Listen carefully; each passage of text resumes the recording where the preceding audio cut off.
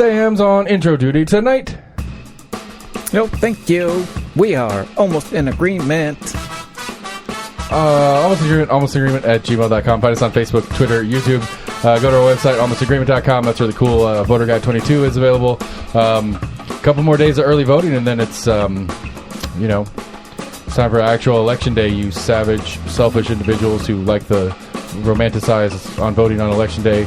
You should feel terrible about yourselves, but you should still probably go vote. Check out the Compass Podcast. Just a quick reminder, I am not anything to do with that other than pushing buttons. My opinions and things that I talk about on this show and on Facebook have nothing to fucking do with what goes on Compass. We will talk about that because apparently Sam is not privy to that story. Actually, we'll probably leave with that story because I'm a little pissed off about it. Anyway, almost in agreement. Tell your friends about us. Share it. Get on your favorite podcast provider. Tell all the people about it on there. And we're going to do a show. Let's do it. Yeah, early voting's running out. Election day. I've got my. Let's do it. I got my predictions too, I think. Yeah. So predictions for these 22 primaries we're going to do today too. So let's roll. Would you like to start with me getting attempted canceling? Would you like to start with? I don't care, man. Whatever you want to start with, you tell me. Thanks, wonderful wife. The missus brought me my vaporizer. I left it outside like a doofus. She's the best. She's the sexiest, hottest lady around. Bestest. And the nicest, sweetest lady, too. Patient with my idiot ass. Yes. Yeah. I don't know. What do you want? We don't have to talk about there. I do want to talk about it at some point because I found it shocking and hilarious and kind of painful all at the same time. But yeah, I mean, I guess that means I made it. People are trying to cancel me. That means I made it, right? Okay, so maybe. So backstory is, can't remember who started the post. Let me look it up. Make sure. This is Facebook ramblings again. This is Facebook stupidity, and it's my fault. I will acknowledge a large portion of the blame here because I made what I think is such a ridiculous joke. That I couldn't believe anybody would take me seriously, and they did. And so there's a couple of issues at play. First of which was, let's see here.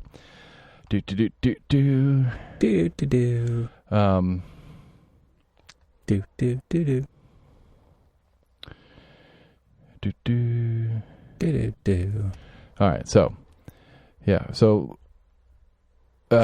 Miss China Bracken, who is a quite active Democrat here in town or whatever, was so Ryswick and his transition team. He announced his transition team as new superintendent. There's a team of people that are going to help him assimilate into the office and get to work or whatever. I don't know what a transition team really does. It's not the fucking president. You know what I mean? Like most of the staff, it's not like he's firing the staff wholesale and starting with brand new staff down at central office. Right. You know, Ron McPherson's still that guy. Most of the people are still their jobs, and he may add and subtract a few here and there. That's part of his job. But anyway, he announced his team, and there's some lady on there who's apparently an anti-masker nut job and is associated with the Moms for Liberty group, which is, again, a next-level crazy anti-masker group or whatever. And so... Anyway, so a bunch of back and forth. It's silly, and everybody's like, "Oh, this is crazy. That's stupid." And then my friend Matt Shears, said something about, I was trying to be open-minded about this. I really did, but now I see he's just another partisan hack. So a bunch of people start commenting on that or whatever, and I say, about you or no? This is all before I jumped in this ridiculousness, right? So a bunch of people. What was that response to? Matt is responding to the original post of, I don't think there's anywhere near enough attention paid to the fact that the incoming KSC superintendent has the chair of Knoxville's Mom for Liberty chapter on his transition team. Moms for Liberty's crazy, bans books, blah, blah, blah, blah, blah. And so it's a bunch of people like, that's crazy, that's stupid. And then somebody's bitching about how there's no LGBTQ representative on his transition team and stuff like that. And that's fine, whatever. And then Matt comes in and says, I came in with an open mind, I really did, but now I see he's just another partisan hack. And so a bunch of people start commenting on that, talking about it, agreeing with Matt, you're so right, and this, that, and the other. To which I said, Matt Shears, as if you're not. LOL. I even threw the LOL on there to make it clear that I was joking. So, hey, Matt is a partisan hack. He knows he's a partisan hack. Later in the conversation, he says, I'm the chair of the fucking party. Of course I'm a partisan. Hack is a argumentative term, I suppose. But, his job, by his own admission, is to do anything he can to get Democrats to win seats. Now, he has a different, what's the word I'm looking for here? He might have a different methodology. He might have different personal standards on how he wants to do that. And maybe he's not going to go some methods that he considers unsavory that maybe Daniel and the Republicans are willing to do that he's not.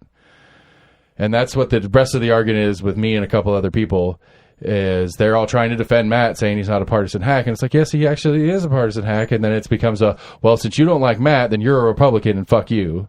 Becomes the rest of the argument. So it goes on and goes on, and I make some dumb fuck joke about Nancy Pelosi drinking blood of babies.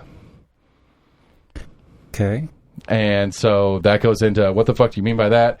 And then Matt chimes in like 25 comments into this thing and says, of course I'm partisan. I'm the chair of the party. And I said, Matt, go help Nancy get her baby blood.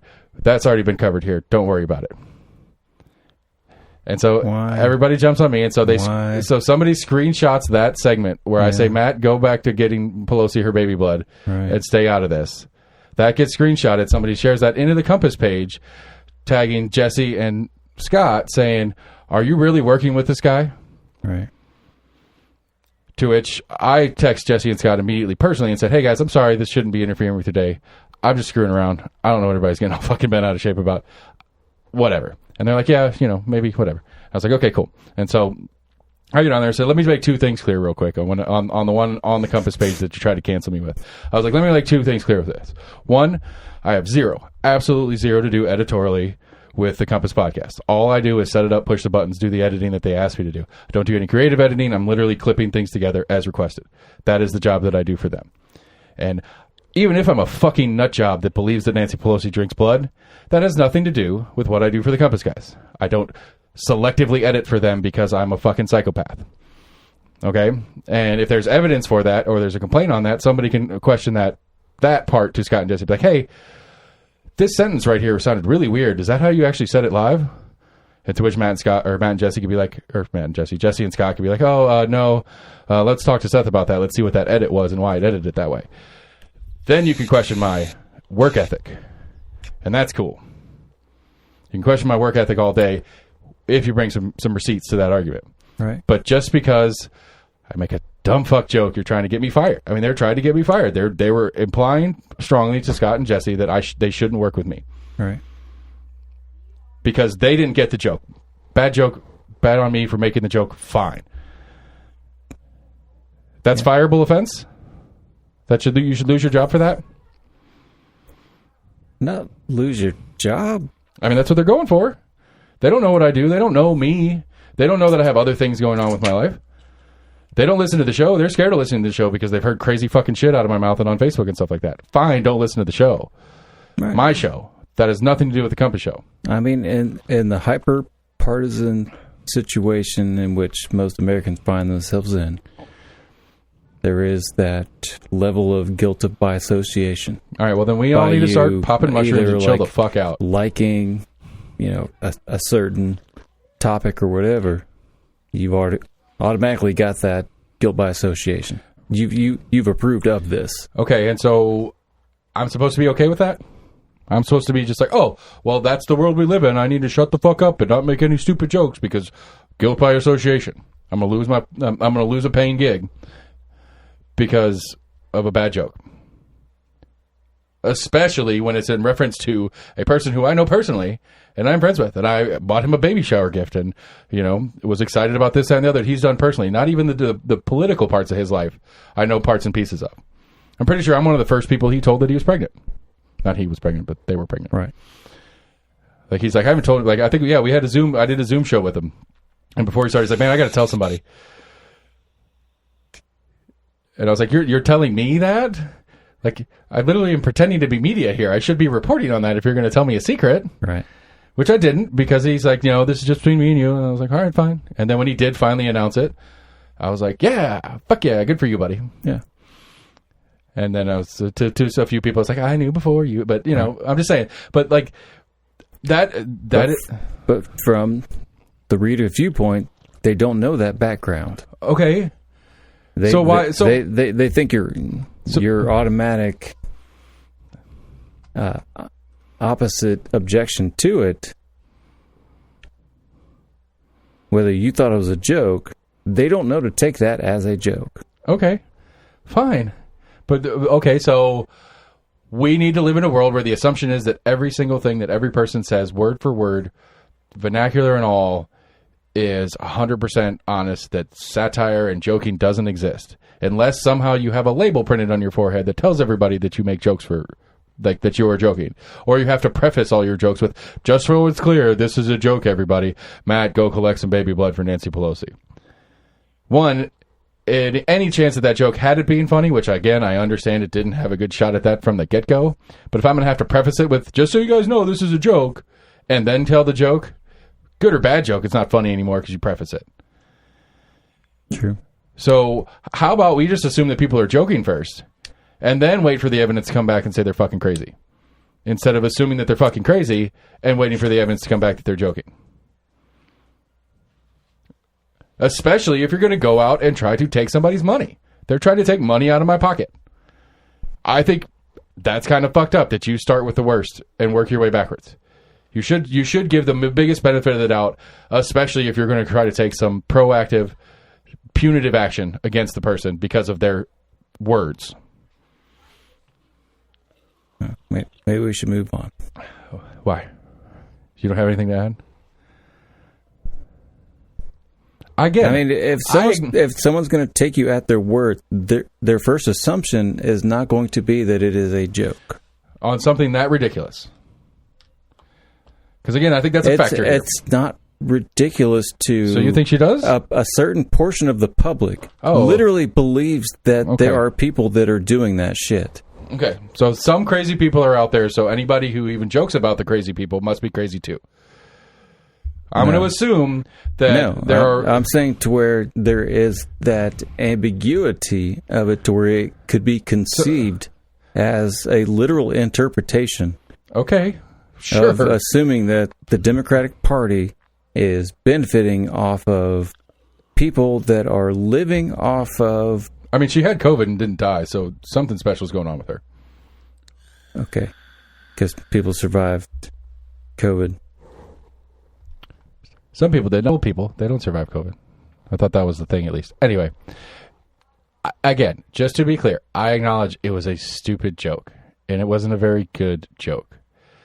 But the idea that a stupid, not very good joke could potentially cost me work is ridiculous. That somebody would think that that would be the appropriate action to take upon that. To start with that, too, not to go at least like, hey, man... email them directly and not put it on a different Facebook group in a private public group kind of deal. Be like, hey man, are you sure you want to work with this fucking crazy person? I don't know. Maybe it'd make more sense to be like, you know, I don't know. I guess let's back that up a second. One, do you think Jesse and Scott didn't know that already about me? That I have a bad, stupid sense of humor and I do stupid shit. They've listened to the show. They've been on the show. They see me on Facebook. We're friends on Facebook. They see my comments on all sorts of shit. You think they didn't already know that about me? It's your wild card? Yeah. You think they didn't already know that? Maybe so, maybe not. I'm not sure. I mean, especially at this point, we've now done... we finished our third episode yesterday. Yeah. We've been working together for 2 months now to get this thing set up and launched and all the parts and pieces in place. We've been working directly with each other on this. And let me just, for the record, we talk about a lot of news stuff off air that we don't put on air. And when it's not recorded, I chime in with my opinions on things. They know my opinions on some of the issues that they talk about on their show. Yeah. I don't bring it up on their show because that's not my job. So again... it's obvious to me that the people don't know me, don't know my things. They try to tell me what my stance is because I make a joke about Matt. I must be an evil asshole Republican. Right. And therefore, it's okay for me to go after this guy's livelihood because he's on the enemy team. To which I go through in this whole chat and argue about how stupid the GOP is too, and the dumb fuck crazy gross shit that they do, and then they come at me with like, oh, and all the redistricting nonsense the Republicans are doing. Oh yeah, in Tennessee, you're right, but what about Maryland? What's going on over there? Oh, well, it's like, well, no, both parties do it. They both seek that. They're both just power-seeking parties. That's all they do, and that's fine. And it's okay with me if you want to play inside that two-party game. I'm not okay with that. And if me picking on a party because a certain topic is on board right now makes me the other, that's stupid. Because I'm not a Republican. Now, yes, I'm going to vote in this Republican primary because I can. And dollars to donuts, 9 times out of 10, I'm probably voting for Republicans in generals as well. That's because at least theoretically their lies are closer to things that I want than the Democrats' lies when they say what they're going to do in office. But none of them do none of them do what they say they're going to do anyway, so it really doesn't fucking matter. And so, we'll get to it. Who has the best promises? We'll get to it after the primaries, and we'll talk about who I'm going to vote. I'll talk about who I plan on voting for in the general. I'll talk about who I'm planning on voting for in the primary. I was going to be one of the topics I wanted to discuss tonight anyway. But I don't know. Again, what we talked about last week. I think I might be fucking crazy because I cannot put myself in this A-B conversation. I can't. And yes, there are things on side A that I'm going to rail on harder because side A is stupid about topic whatever. And then there are things on side B that I'm going to rail on harder because that topic is stupid or whatever. I mean, do you think it's bad that you're not pigeonholed into an A-B conversation? I mean, I agree with you. You should not have to be put into an A or B situation. Well, I mean, I think one of the problems is that when I get into ones like this one, it is a very insular. It's 9 times out of 10, it's a very insular conversation. It's the same 5 or 6 people. I mean, talking about the same stuff. So there is no local elections. Yeah, it's either Republican or Democrat, and there is no third option. To where there is that automatic assumption that if you're possibly criticizing one side, you're automatically advocating the other side. Right, but again, that's a huge fucking assumption on your part, not mine. I agree. And because, but I don't know. Again, it's why I'm pissed off about this primary system. This primary system is fucked up because it legally is trying to exclude me, personally, because I don't line up correctly with either. If I'm a Democrat in Knox County, I'm pissed off about it because my party is not producing enough to give me options. If I'm a Republican, I'm not sure how I feel about it. If I'm a Republican here, because I think there's weirdism, because we talked about last week, this primary system to me, and especially in the national elections, and I think that's why Trump won and shit like that, but even in the locals, it's going to, a primary, the Eddie Manis conversation is the perfect one had he continued. Elaine Davis was already planning to primary him because he wasn't Republican enough. Well, he already won here as a Republican. Obviously, the constituency liked him enough to elect him. Now, is he as far right as Elaine Davis is? Obviously not. But the party's not okay with that. And so Elaine Davis's campaign was originally built on the idea of, I am farther right, vote for me. We get to exclude Democrats from this conversation. We theoretically get to exclude independents from this conversation. So if you are a Republican, she is the more attractive candidate to you, theoretically. And so the idea of these primaries is pushing the harder right or left version into the general. Because if it's only Republicans, they're going to primary for the further right person, generally speaking. We'll see. Larson J is going to be an interesting one. I mean, sure, this is a crazy thought, but I mean, how weird would it be to allow all voters in the primaries to select their best Republican or whatever they decide as their best Democratic? I mean, I don't know. Honestly, it probably wouldn't change much locally just because we're so right-heavy here. Because the right's going to pick their primary candidate, so let's pick one. I mean, we don't... let's mix a couple to make it work for theoretical sake. We'll take the mayor's race on the Democrat side, and we'll take District 10 on the Republican side. Right? So if I could do both, right? If I'm more left-leaning, my total numbers in county are down, obviously. And so how much that's going to change the Larson and Steve Weiner race, because Democrats are allowed to, everybody's allowed to primary that side, I don't know.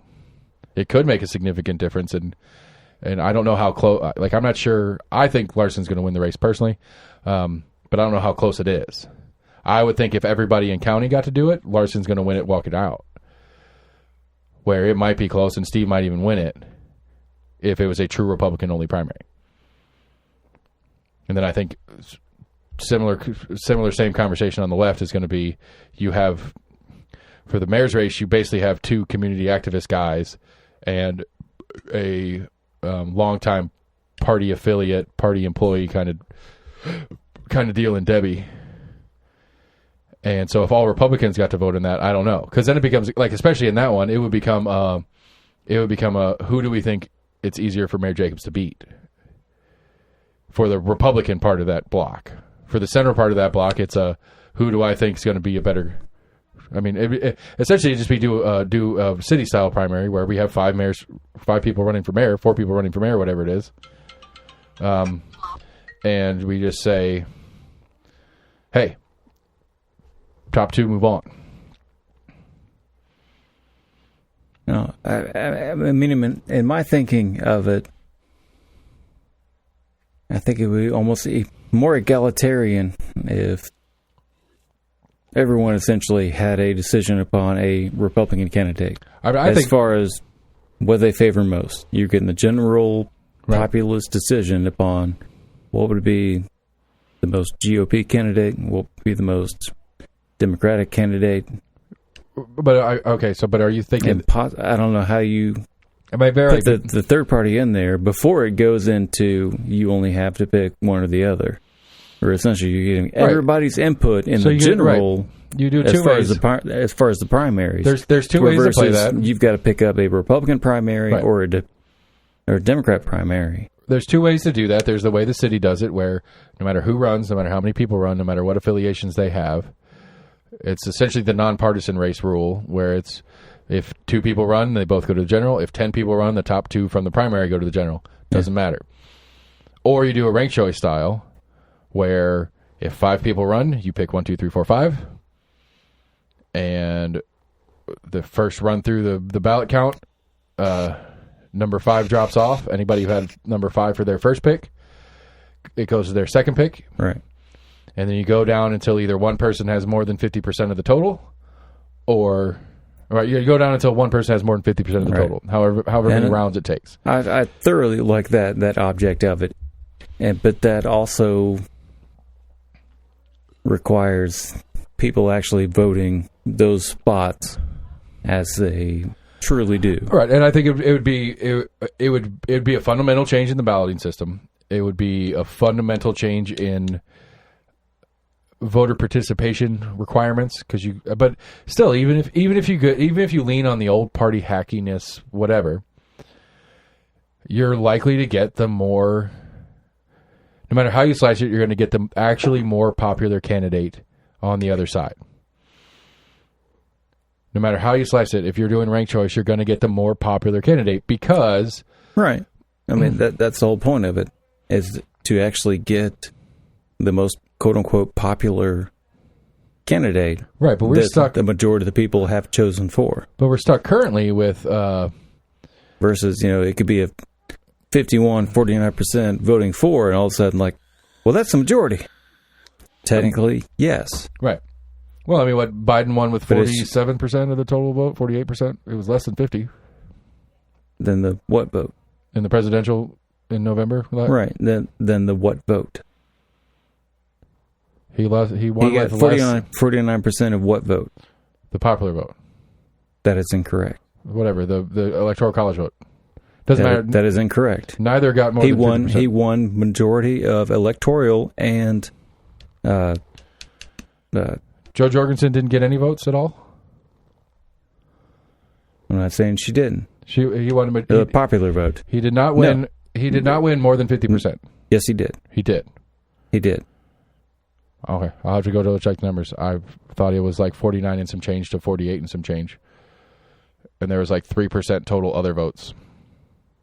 Are you talking statewide, national-wide? National. That's what I said, national. Biden won the presidency with less than 50% of the total vote. Yeah. Okay. I don't know the exact percentage, but that's not even including. I'm just sorry. That was just the assumption of the A or B. Right, and that's not even Republican or Democrat. But. Right, and that's not even including the number of people that chose not to vote, which was a pretty low number for the first time in a long time in that 2020 election. Maybe, but because again, I mean, even if you win Knox County, if we do the ranked child we're talking about, and it's until somebody gets 50% of the vote, that's certainly not 50% of the population that they're governing. That's not how ranked choice voting works. Yeah? No. Okay. I thought we just went over this and we agreed upon it. If there's 5 people in the race, you go vote 1, 2, 3, 4, 5. If your person that you had for 1 takes 5th place in the first round of ballot counting, they get dropped off. Whoever you pick number 2 becomes your number 1 and gets your vote. We do that process again until somebody has more than 50% of the total vote. That's how ranked choice voting works. You only vote once. You just vote. You rank vote one time, and they count ballots. They drop the last place person. Whoever had the last place person as their first pick, it goes on to their second pick. And then we recount ballots, and we do that again until we're over 50% of the vote. Because if you're at 51%, even if we drop the last one and everybody took the other person as their second choice, they're only going to get to 49%. So once you cross 50%, there's no chance for anybody else to come back and beat you.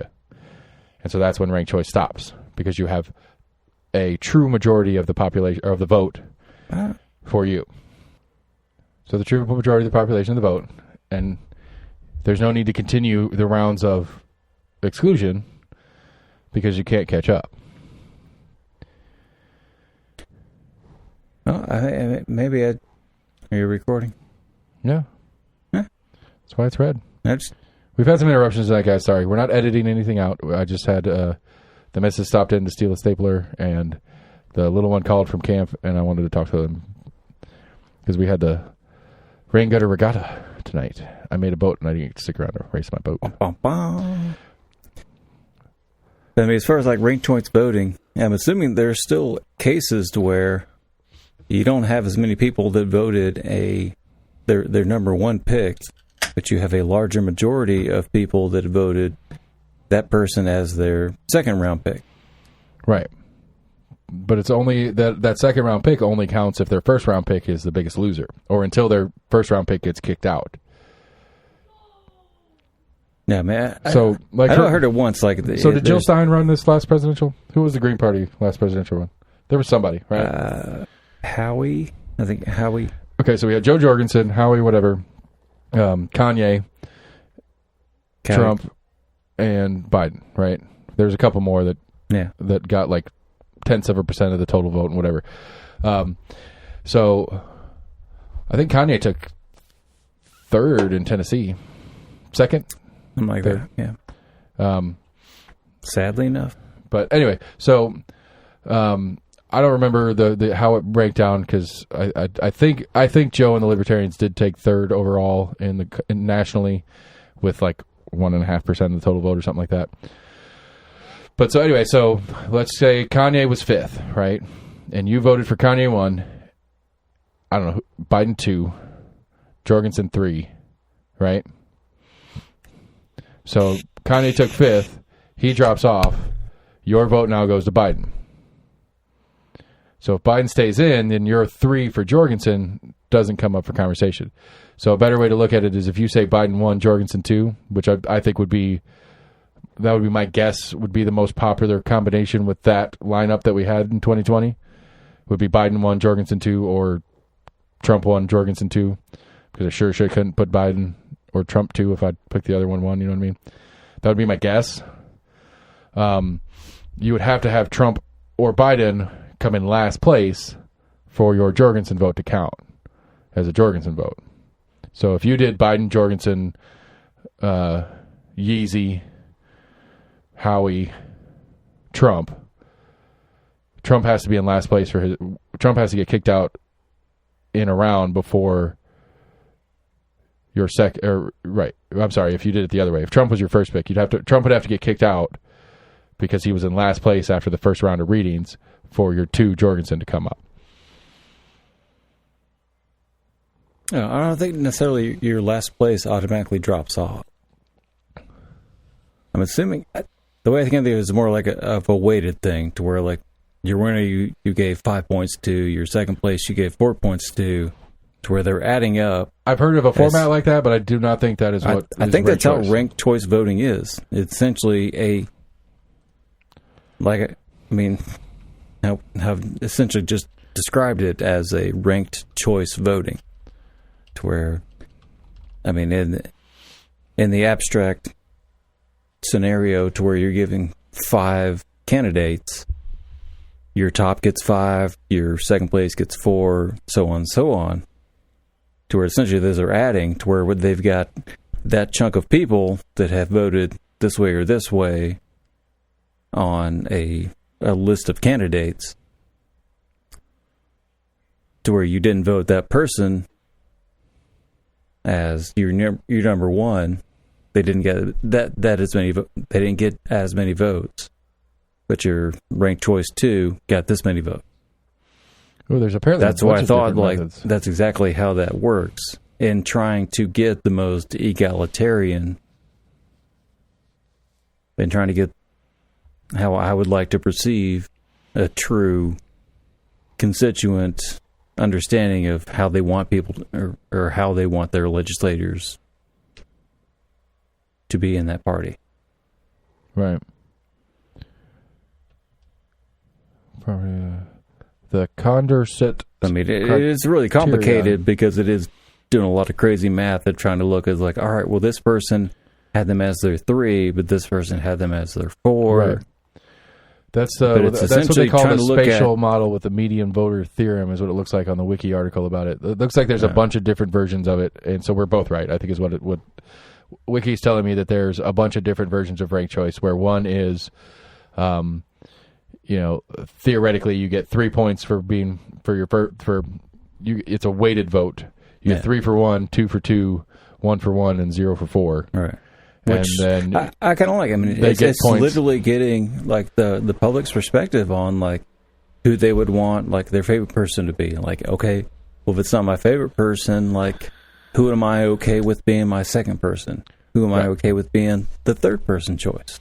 Right, but the problem with that to me is that I don't know how that ballot runs out. The problem with that one to me is that you're literally like putting on your ballot and like, this is my first choice, this is my second choice, this is my third choice for this specific candidacy. And then down the line, like, okay, my congressional seat, this is my first, second, third, fourth choice for the seat. Right. I mean, it gets complicated. For my senatorial, I want this, and this. Yeah. I mean, again, that's where it can get kind of complicated, but I think it truly gets a more constituent opinion upon and I think who they really like. Either version, yours or mine, it will change politics. It'll change the way we do politics. Yeah. The idea of getting further left and further right will be a less popular function because you don't have to go through a primary where you have to appeal to base only. And so we would get more center-style candidates. We would get less extreme versions of candidates that are actually taking seats. We'd have extreme candidates still, but the amount of the population that's behind an extreme candidate is not going to be enough to get them there. I don't know if that extreme candidate would happen as much. That's what I'm saying. I don't think it would, because it's politically inviable. You have less chance. It is right now it may not be something that the Democratic Marjorie Taylor Greene is not a viable candidate in either version of a ranked choice voting system, especially yours. Because she's not going to make it through a primary. I mean, she wouldn't make it through any rounds of it. Because she made it through before. I mean, what's going to stop it from now? Because she wins. She wins the primary portion by being so far right, and then it comes down to, well, I'm not a Democrat, I have to vote for the Republican. This bitch is crazy right, but she's not a Democrat, so I'm voting for her.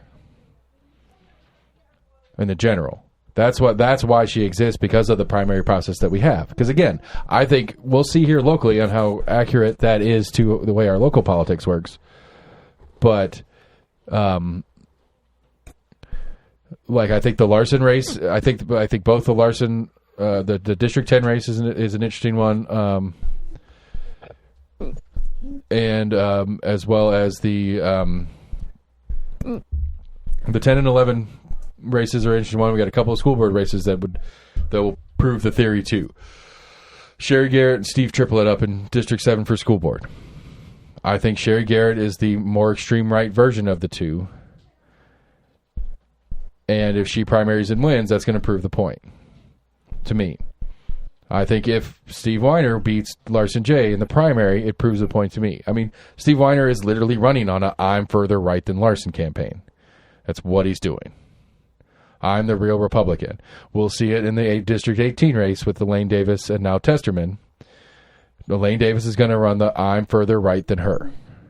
That's the campaign they're going to run for their primary, because they know once they get through the primary, it's a much easier hurdle to get through the general, regardless of who the Democrats put up against them. Because you're in Knox County, the Republicans are probably going to win. And so the question is, how far right is the base to encourage that? Because if you have to appeal to, it's the honestly, it's a guesstimation on the party's perspective as well. Right, but if you have a ranked choice like we're talking about, you have to appeal to the populace, not just the base.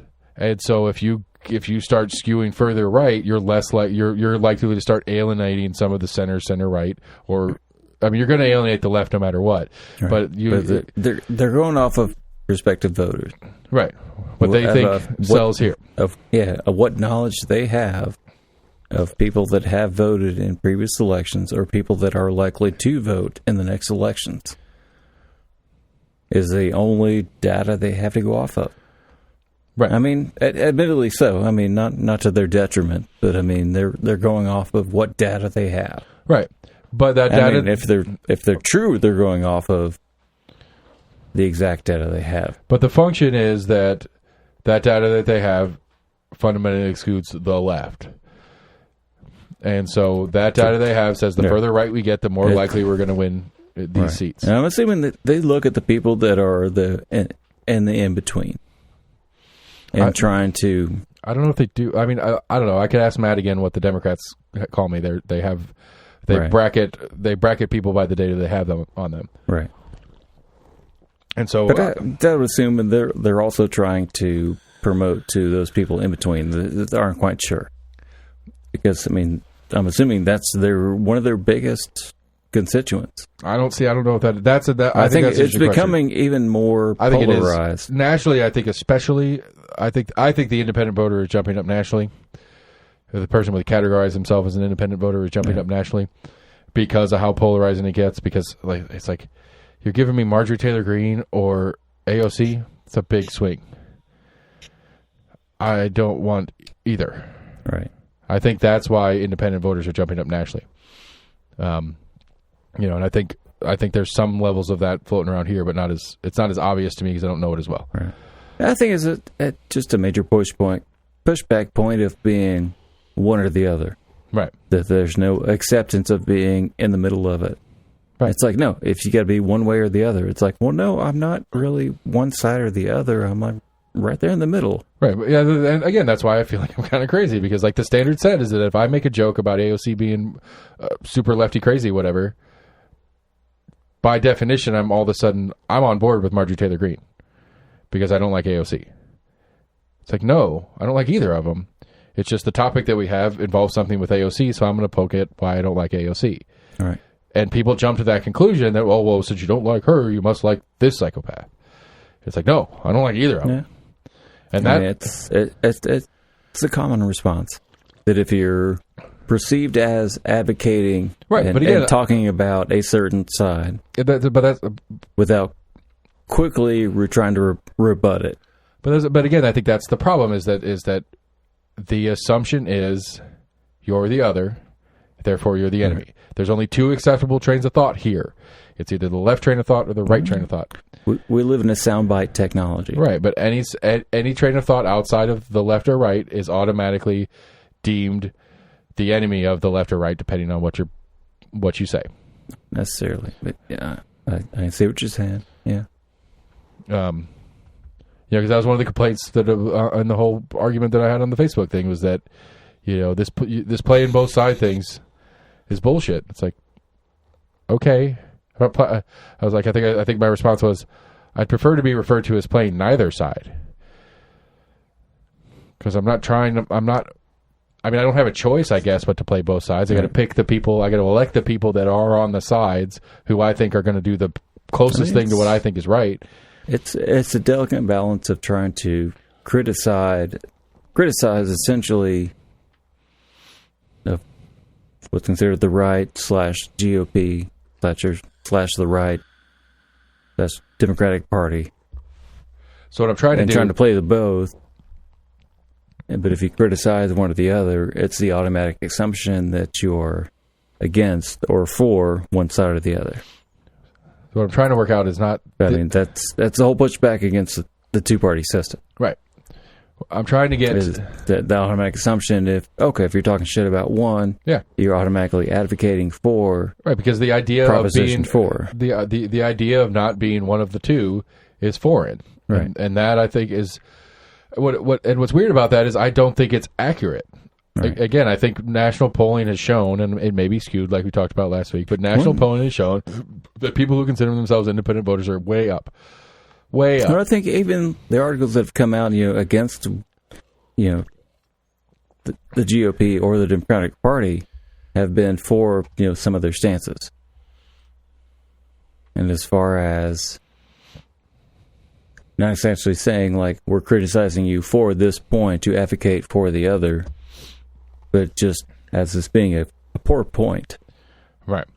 So not necessarily like we're getting shit on you for this, which automatically would be interpreted as the other. Right.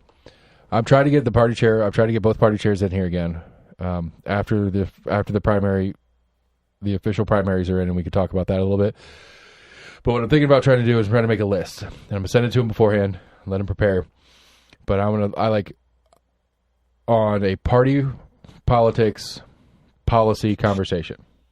What is the GOP's policy, or what's like? I'm trying to format it as yes or no questions. But as a policy of the party, is your party for or against abortion, for example? Right. And then let him say, and I want yes or no answers, and we can talk about it after the fact. But I want yes or no answers first, because I think what I know I'm going. I don't think they're going to give you a clear answer. What I know I'm going to find is you're probably right. They're not going to give a lot of clear answers. But if I can get them to answer honestly, and as it goes down the list, and it's let's say 10 questions, right? Then let's say the Democrats are 7 yeses, 3 nos, and then the Republicans are the opposite of it, or something like that. My personal one that I'm going to tack on the side of it is going to be like 5 and 5 or something like that. I know I'm not going to match up with either party's version of it. I'm going to say yes to some things the GOP says yes to, and I'm going to say yes to some of the things that the Democrats say yes to. If I format the questions well, I think it'll be. I guess my point is if we were going to make a survey or a questionnaire that tells you what party you're in, kind of thing, like one of those like online surveys. Take the survey and we'll tell you where you sit politically. like basically kind of create one of those. And what's going to come out is I'm going to be 60% Republican, 55% Democrat, or something weird. The math's not even going to make sense. That's how it, like across the U.S. But that's my point. That's very common, right? But it's when the majority of people that you have people that are so hardcore on one side or the other. But that's what my point is, that when the majority of the people that affiliate themselves with a party only are only actually in agreement with the party on 60-70% of the major topics, then that party's not right for them, which means that party doesn't that party doesn't represent them. Right. But to them, it's a little bit more than the other. It's less bad than the other, right? Yeah. But how is that, again, my stupid question I ask all the time, how is that a benefit to you and me, the populace? I mean, to them as the person, when they're going in to vote, they're voting for someone that has Right, but if we had a 60% chance that they agree with versus a 40% chance or whatever. Right, but if we had a 5-party system, maybe there's somebody you had 70% agreement with or 80% agreement with. That's if they understood the actual underlying. Well, that's if they understand policies. The current actual underlying. I mean, again, I get what you're saying. I understand the idea of a party tag being a cheat sheet for the voter. But again, if we were acknowledging the idea that probably 99 out of 100 Republicans aren't going to check every single box the way the party says so, unless they're part of the party and part of the process, they're not going to say, again, by 99? I don't know. I'm sure. And it's not going to be consistent, but I'm sure there's plenty of Republicans out there that don't give a shit about gay rights and could care less if we have trans sports in college. I'm sure there's plenty of Republicans out there that feel that way. But they agree with X, Y, Z in the Republican Party. That's kind of where I'm at. That's why I vote Republican more than not. Of the things that the Republicans say they are, smaller government, fiscally conservative, things like that, I check those boxes. I agree with those things. I don't like where their stance is on civil rights and gay rights and all that kind of stuff. I don't like where their stance is on abortion. I don't like this, that, and the other. But of things that I rank for me, fiscal conservatism, smaller government, which they fail at miserably, don't get me wrong, those things do resonate with me.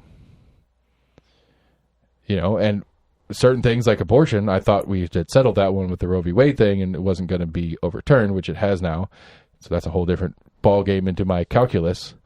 Yeah. But, you know, and so if a short version of it, if it's a 5-point checklist, I was 3 and 2 on the Republican side and 2 and 3 on the Democrat side, I was more often voting Republicans because that makes sense. But what if there's a party that's out there that's represented, that's well known, that I'm 4 out of 5 with? But they're not allowed to play because R&D aren't okay with that. They don't want that because that weakens them. Not because it's good for me and you, the voter, but because that weakens them and their ability to be them. Yeah. You know, so maybe in the long term it gridlocks our government even more so because it's more coalition building than it is just, hey, we got more people here than you, deal with it. But then again, it changes the politics and makes politics more about trying to serve the people because you have to really serve the people to keep getting elected in a multi-party system, I think. Maybe especially if we're not parliamentarian. So, but we see that in other international, elections, where essentially a ruling party is going to come into power. They have to form some kind of coalition, right? And it's not like we didn't win, but we're more in line with this. Right. So if there's 5 groups here. We get more of the people that are going to serve more of the wills of our people, right? As a election process should be able to bring to them, right? And if it was a very fixed little checklist that we're talking about, this issue is more important right now. And so the parties that are on the more popular side of that opinion are going to coalesce and lead these coalitions quicker, and then take control and get things passed that address those issues. Those issues start getting fixed theoretically and become less of the issues to the populace. The populace starts changing their voting tactics because, hey, this one issue has been fixed, so we don't need to vote for those particular things anymore. And then the coalition shifts into whatever the new issue is because it's adjusting to what the populace is caring about. Yeah. I would think. I don't know. Again, I doubt a multi-party system is going to be miles better, hugely better, hugely different, but I think it'll be better. I think it at least gives us a chance to think of something outside of that A or B situation. I mean, really, it's I don't identify with A or B.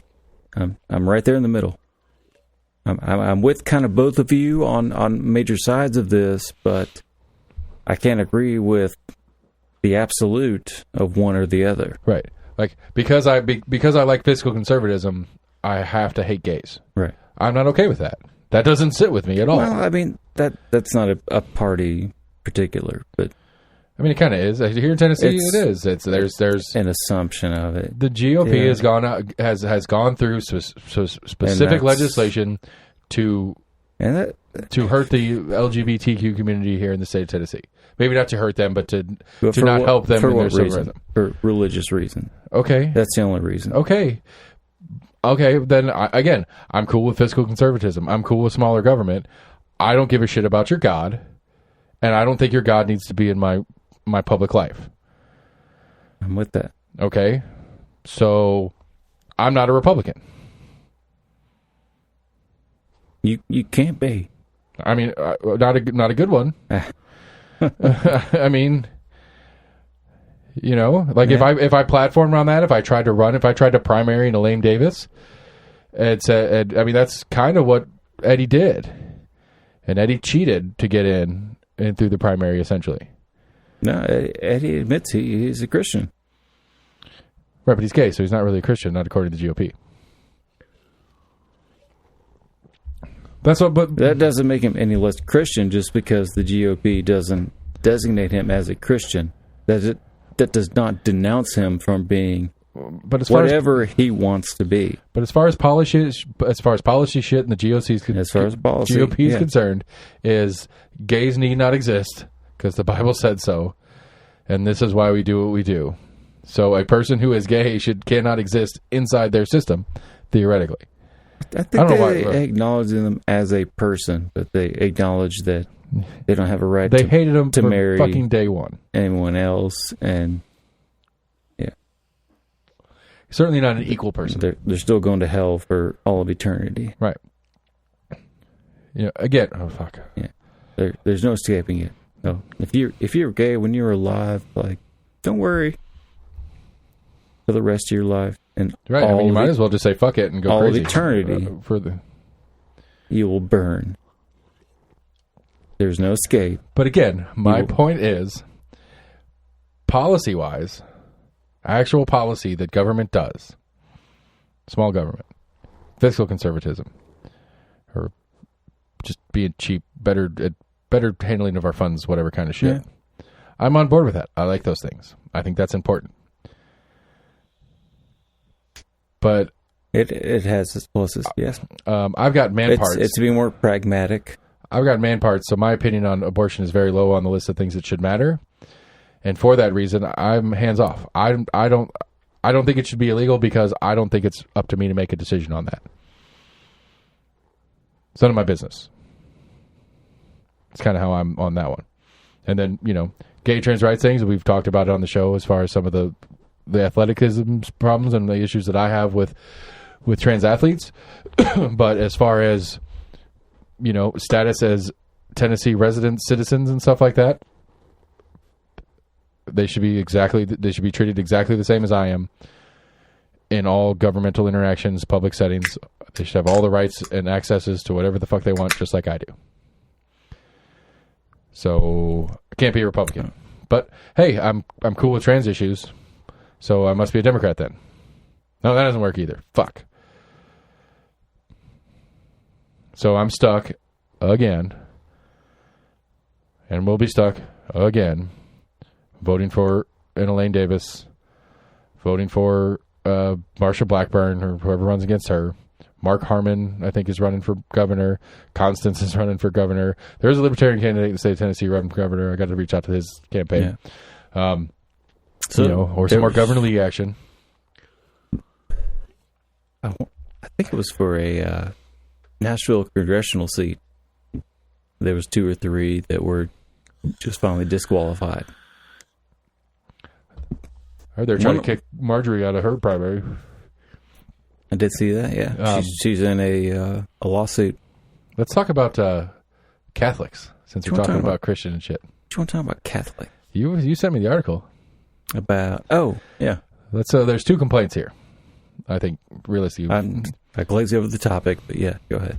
I mean, as far as I mean, the way when you said the text to me on it, complaint number 1 is had to go to international media source to get local news. Which, like I said, they did quote the Knoxville News Sentinel as. So you were on the AP site and saw of their Knoxville story. and got excited. I get it. Which, I mean, but so Sevier County, some it happened in Sevier County. some priest or bishop or whatever the title is, Right. locked some lady in a room and maybe may or may not have made some inappropriate sexual advances or something like that is very unclear in the article. And so, but what I understood from reading the article is that the incident occurred. The husband of the lady, I think, reported it to the police. I'm not sure. The police did their job as far as I could tell. But part of their job is they notified the Archdiocese right over here on North Shore, whom did nothing. And that was what the article was kind of pitched a fit about, is that there's, whether there's some sort of protocol they're supposed to follow or there's some sort of legal rules that in play, I don't know. And so, like, I don't know, my devil's argument, or devil's, what devil's argument? Yeah. That's not the phrase. Devil's advocate. My devil's advocate on that is, what are they supposed to do? Like, is there some set policy that's publicly known that the Archdiocese is supposed to do when they have an incident of potential whatever? Are they supposed to pull the guy and put him in a different place? Are they supposed to take him out of rotation? I don't know, however they do all that kind of shit. I'm assuming it's done in conjunction with. It didn't read to me like they were impeding any investigation. Right. It just read to me like they let him continue doing whatever his job was while the investigation went on. But the headline made it sound like they should have done something when they were notified of intent to investigate. Right. And they didn't do anything. And so right. that's what leads to the obvious, I'm assuming what you and I think, is like, all right, if you've been notified of this, would you not at least pull this person out of that stature pending investigation? I don't know. I mean, I don't. And that's where the weird, like, gray area comes into it. It's like you're innocent until proven guilty. Right. By legal standards, by God's standards. I don't know what God's standards are in the same conversation, though. That can go either way. Right. I'm just saying, but again, like, it's like, okay, let's say, I mean,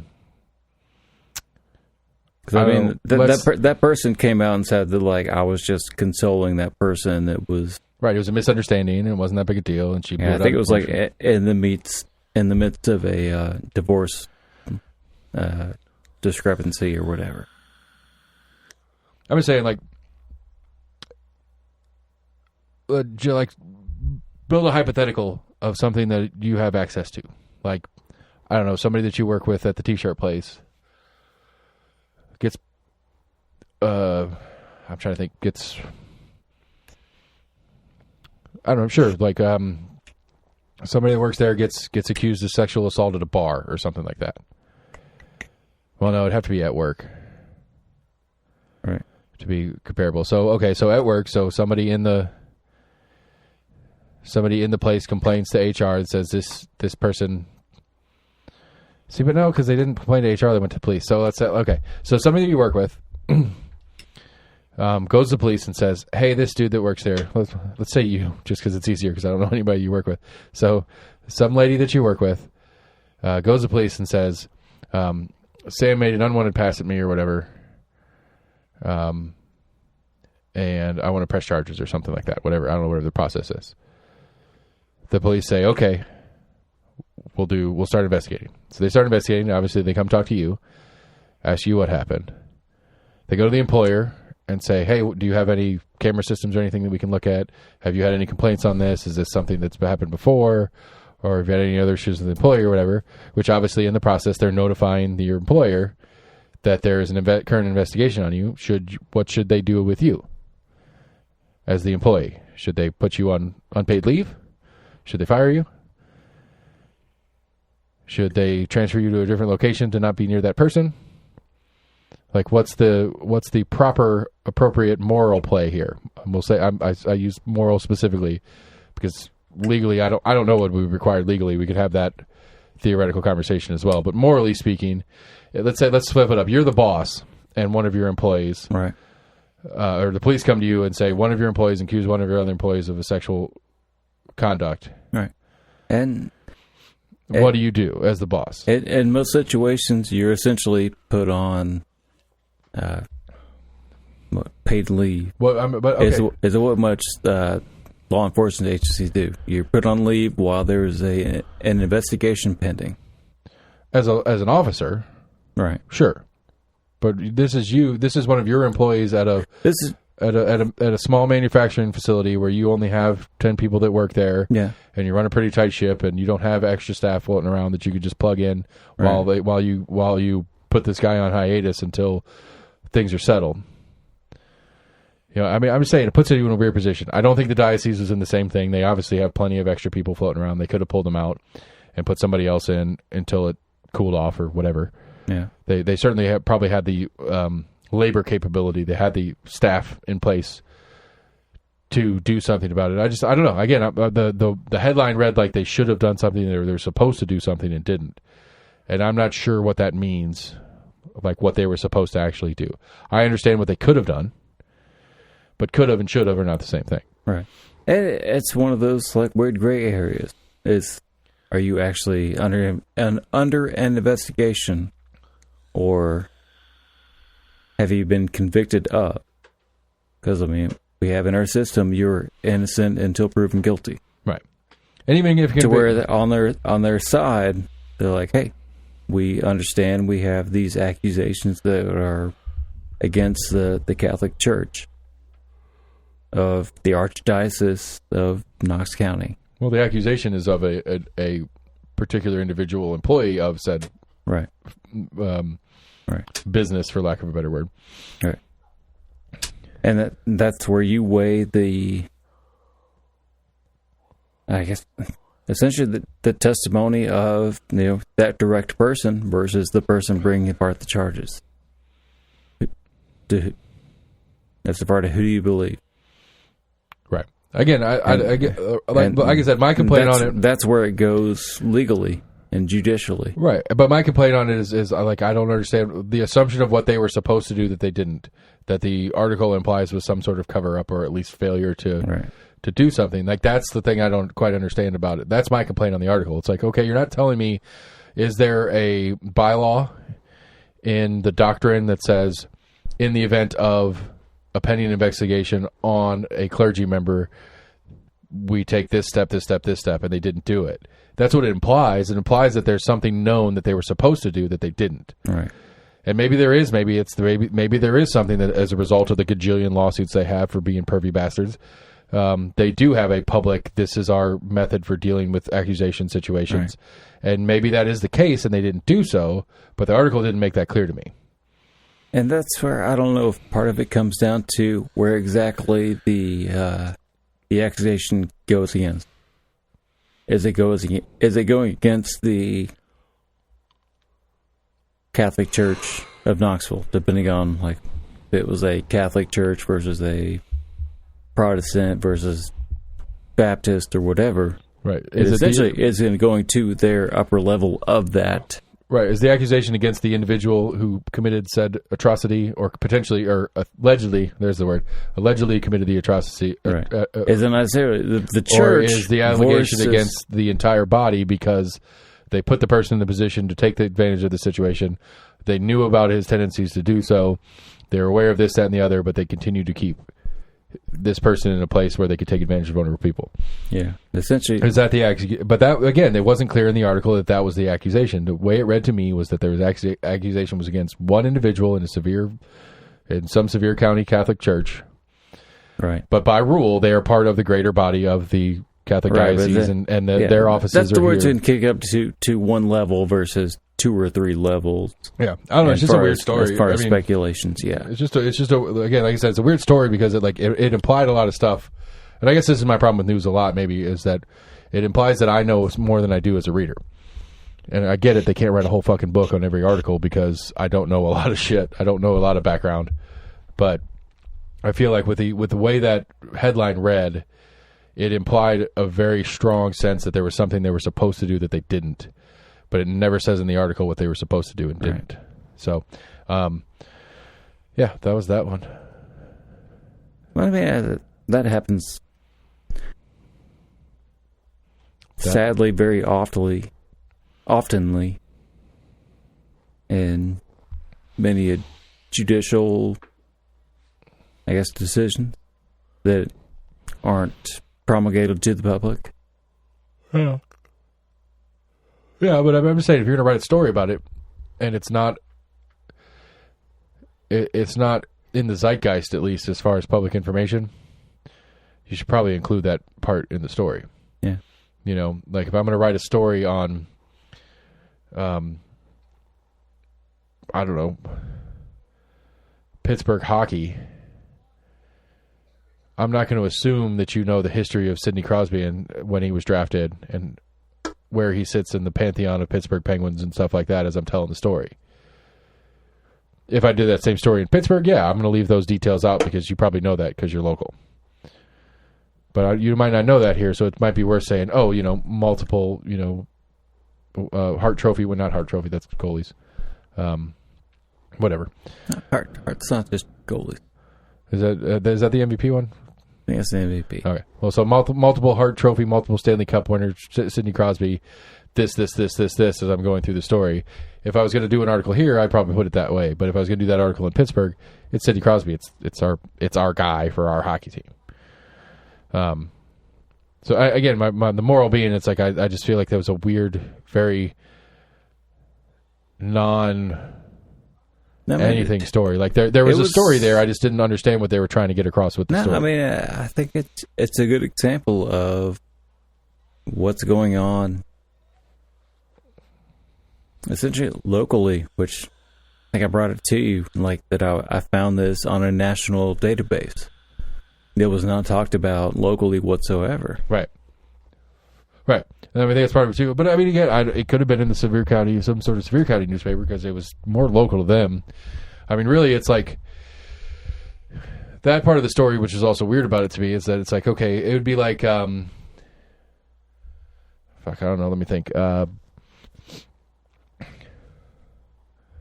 You know, something happening in China, but the story's written about San Francisco because that's where Apple's headquarters are.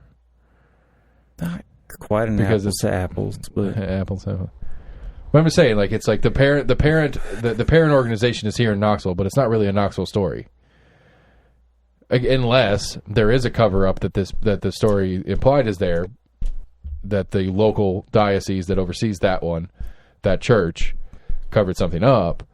Then yes, that's a local story. But it'd be like, maybe better. They didn't necessarily covered it up, but I'm not trying to pick on the story. It was not a huge story to where then. I mean, I'm just trying to say it's like it could be misconstrued as it being missed on a local news basis because maybe it wasn't as a big of a piece locally, essentially. But essentially, that was at I would think a state TV level news, / I mean, I think TV news should have covered it because like I don't know how much our Knoxville or how much our Knoxville archdiocese, how big of a region there is. Right. I would say that was another level of the weird to the story, is that they're calling it a Knoxville story, even though the actual event happened in Sevier County. The legal case is in Sevier County. Everything, a lot of stuff, like it's not like Charmel. Like I said, it was based upon the Knox County, with us being a major city, right? And the Knoxville Archdiocese, the location of the offices. Okay, because again, another example would be some invisible collar goes crazy and kills somebody's dog in Texas. It's not a Knoxville story. Kind of, because their home offices are here, and maybe there's a story there in that there was a malfunction in the device and it was something wrong with it. It was a design issue, and it is the fault of the whatever. No. What? No. No what? That is not a good equation. Okay, give me I'm trying to think of some way to explain why I think this is a weird, not Knoxville story. It's a weird thing. Because the event didn't happen here, the criminality didn't happen here, but the home office of the greater corporation that was the employer of the person who who potentially committed the crime, their home office is here, and so it's a here story because of that. That's exactly what I was trying to get across with the invisible collar story. Their corporate offices are here. something happened somewhere else, but since their corporate offices are here, it's a local story because our Randy Boyd, the great, wonderful Randy Boyd, is part of this story, and so it makes it a Knoxville story. I get why it can be linked, but at the same time, it's not necessarily part of the story. I don't think it's a part of the story at all. So what's the story? Because again, I didn't really quite understand what the actual story itself was. I'm poking a point. The story was sexual allegations against a member of the clergy of the Catholic diocese that happened within the past, I believe, 10 years. And to where there was an actual police report reported upon in this. Right. And what is the diocese? The diocese is what? It's like the regional command center for the organization. Kind of, yeah. You know, it's like the Smokies are a Cubs affiliate. They're not the Cubs, right, but they're part of the greater organization that is the Cubs. Right. The diocese is not the Catholic Church, but it's the subgrouping for the local chapter of the Catholic Church. Right.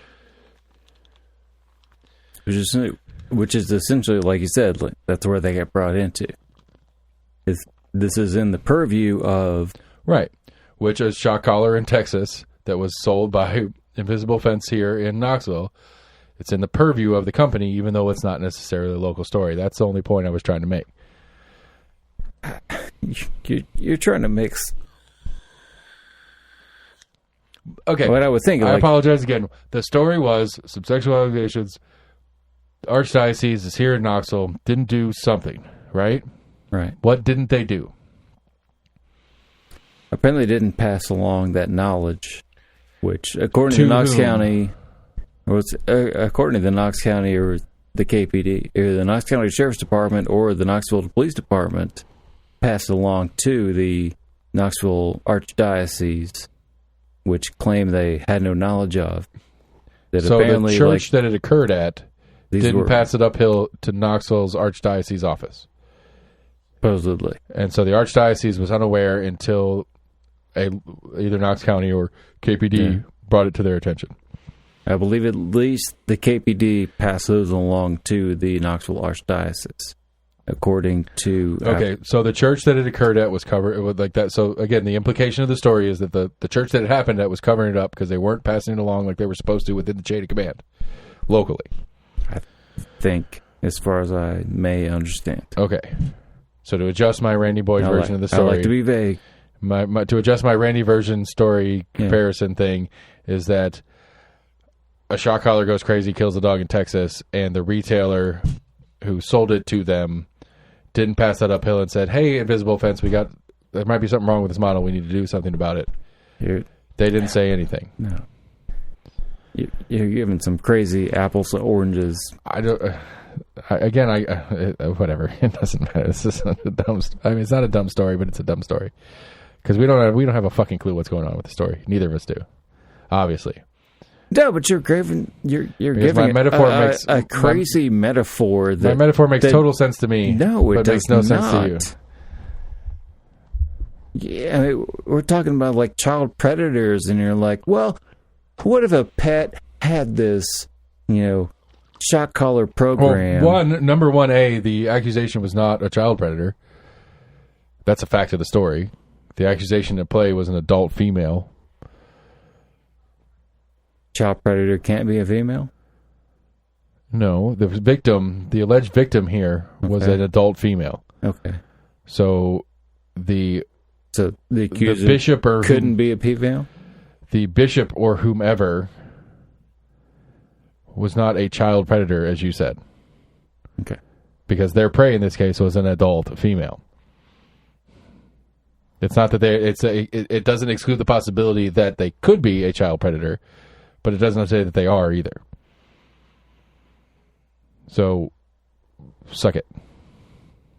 I'm sorry. I thought I read that the accusation was against a minor. So go on AP and look up Knoxville Diocese covers up something. And read the story for yourself because we're fucking sucking at surmising this for you guys. All right. Did you vote yet? No. Why not? Because I got my plates instead.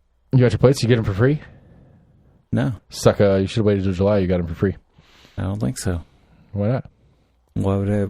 Well, would I been able to get them for free? We get state tax holiday on license plate renewal for July to July of 22 to 23. We got extra cash, so instead of doing some decent shit with it, we're just not taking it, which I'm good with that too, I guess. Maybe that was a joke story because two or three people I've told that to now, and they're like, "What the fuck are you talking about?" Yeah, I don't know that to be a fact, but okay, or maybe. Let me see. So TN plate renewal tax for a year. Yeah, I mean, I heard like a grocery tax that Governor Lee has signed upon. Yeah. But outside of that, I haven't heard of a registration tax that has been null and void. Not null and void, just a year off. I might have completely made that up. I don't know why I would have made that up. Maybe I had a good lucid dream. I mean, it would surprise me if it was some stupid bullshit. I mean, it's an election year. Come on, man. It's like, hey, remember who gave you that tax holiday? Yeah. Vote for me. But so you didn't vote yet? No. Why not? I don't understand. Because you got your tags renewed, so you couldn't vote? I decided to do one versus the other because one was more important. One prevents me from getting pulled over for not having registered tag. Well, you don't. Yeah, and you could potentially commit a crime by voting. So, How so? Depends which primary you pull. No, Which primary are you going to pull? neither. Then you're not going to vote anyway. There's nothing to vote for if you're not pulling a primary. Can I pull a third party? You could ask. It'd be fun. Do it and see what they say. All right, there we go. Like I joked with Matt. I told Matt, I was like, Matt, why don't you come to the polling station with me? And when I go vote, challenge my primary. Now, when I went to go get my tags, like there were people like waving out at the road, holding signs up for the sheriffs, and I'm like shaking my head, like no. Like, hey, I'm not sure if you guys should even be out here. Like, I'm assuming you're. There's 100. It's just 100 feet. Within like 100 feet, yeah. Oh, they're within 100 feet. I'm assuming. I mean, they were rather. Usually the I think election it has to be commission within like the front door. Usually the election commission puts a tape or a line on the ground that says this is the 100-foot mark. I'm And assuming candidates are different than campaigns. I'm assuming they were within like the people that were campaigning / for them. Right. So I I just still don't kinda understand why shook you my didn't head vote. at Why didn't you vote where you were there? It only taken like a minute, 2 minutes. Because I had other things to do. All right, so you're in District 1, right? Let's see. I didn't have my voter ID with me. You don't have to have your voter ID, man. You don't have to have anything, technically. True. But did you have your driver's license? Yes, because you're getting your plates renewed. You could have voted. I could have. So don't give me this if I didn't have my voter ID or registration card with me. That's bullshit. As long as you're registered. Are you registered? Technically, yeah. Technically, yeah. What's technically, yeah? I think so. When's the last time you voted? Last year. No, you didn't. You said you didn't vote in the cities. Did I not?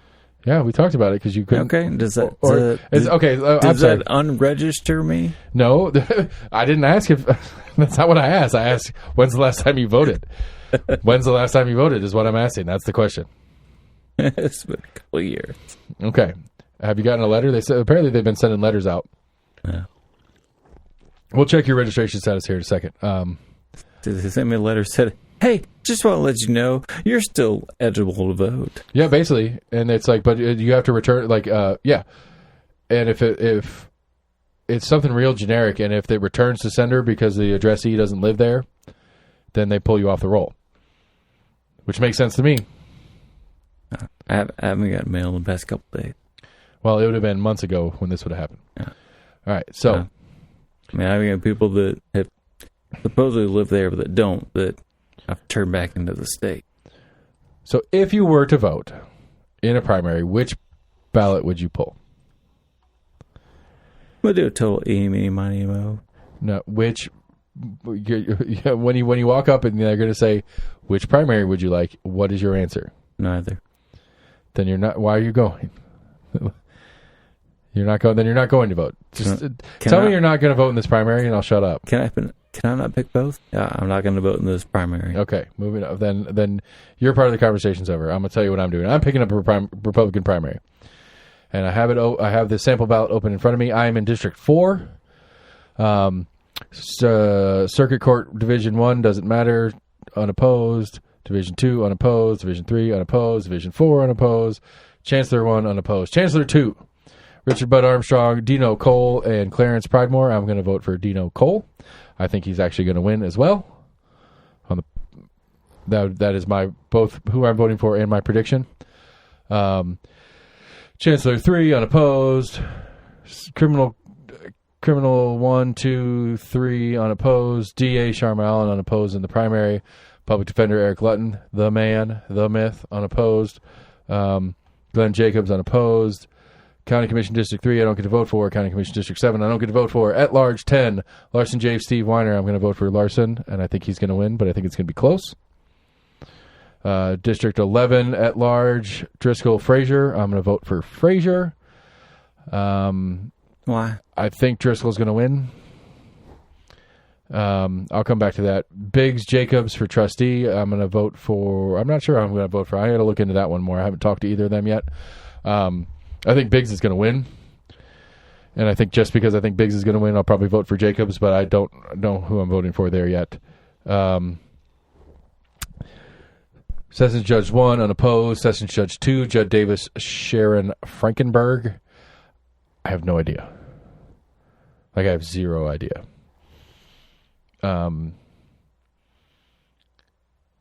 Chuck Cerny in Division 1 will be running against Sarah Keith, who I had last week on in the general, but I don't know anything about either Judd Davis or Sharon Frankenberg.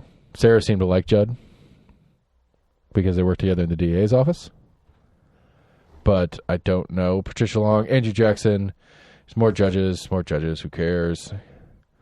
Juvenile judge. All right, sheriff, that's the big ticket. Yeah. I think JJ is going to win. I think I'm going to vote for Spangler. And I think JJ wins because of pandemic, because of homeless crisis, because of economic issues at large. Not necessarily anything that Spangler did or didn't do, because policy-wise, as far as I understand, they're really close to the same. They're both fraught with all sorts of scandals and shit during their terms. Spangler is the current, correct? Right. And I think Spangler's current and some of the current issues that he's having in the political sphere because of he is the current. Not that Jimmy didn't have them when he was there too, but since it's now, I think the change candidate wins on this one. That's my guess. Sherry Witt running unopposed. Mike Hammond for criminal court clerk, unopposed. Charlie Susano for Sessions, unopposed. Nick McBride, unopposed. Board of Ed 1, I don't have, and there's no Republican primary for it anyway, but it's 1. District 4, Will Edwards is the only one I have here. And that is the entirety of my ballot. Hammond seems... Was he not a part of the either city council? No, Mike Hammond is the current court clerk. Okay. He's running for re-election.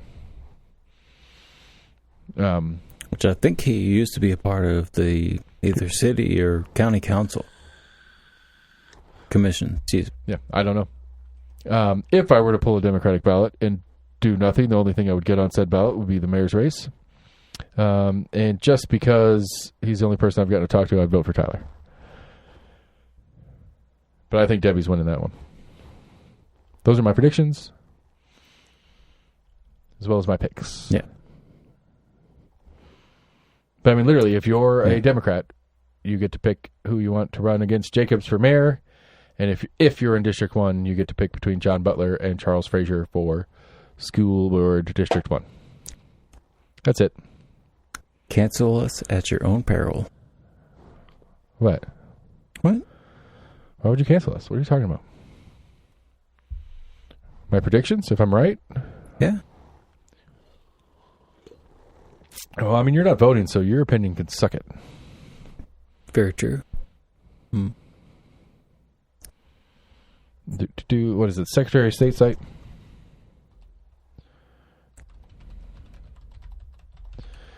Boom. What's the word here? Voter registration. I can type and talk at the same time. Bum, bum, bum, bum. Check my registration status. County of residence. What? What is that? Knox. Secretary of State. Trey Hargett. That's not how you spell that.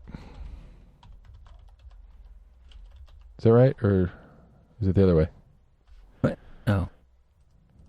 Is that right? Or Dude, I'm sorry. Do you know how to spell my name? Nope. All right, cool. I don't know how to spell Samantha. I'm sorry. Understood. Oh, don't we want to say that on there? You want to give me some hand signals for that one? You don't have to tell me at all. We can do this later. I was just going to check your registration while we're sitting here. I mean, spelled my name wrong regardless. No, I fixed it. Just show me with your fingers. What numbers? What's the lesson for?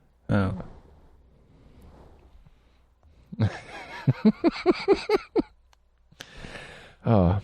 So what have you been doing since you got off work today? A few beers. A few more beers here. I see you got one of them Elsts. Yeah. Yeah, which one is it?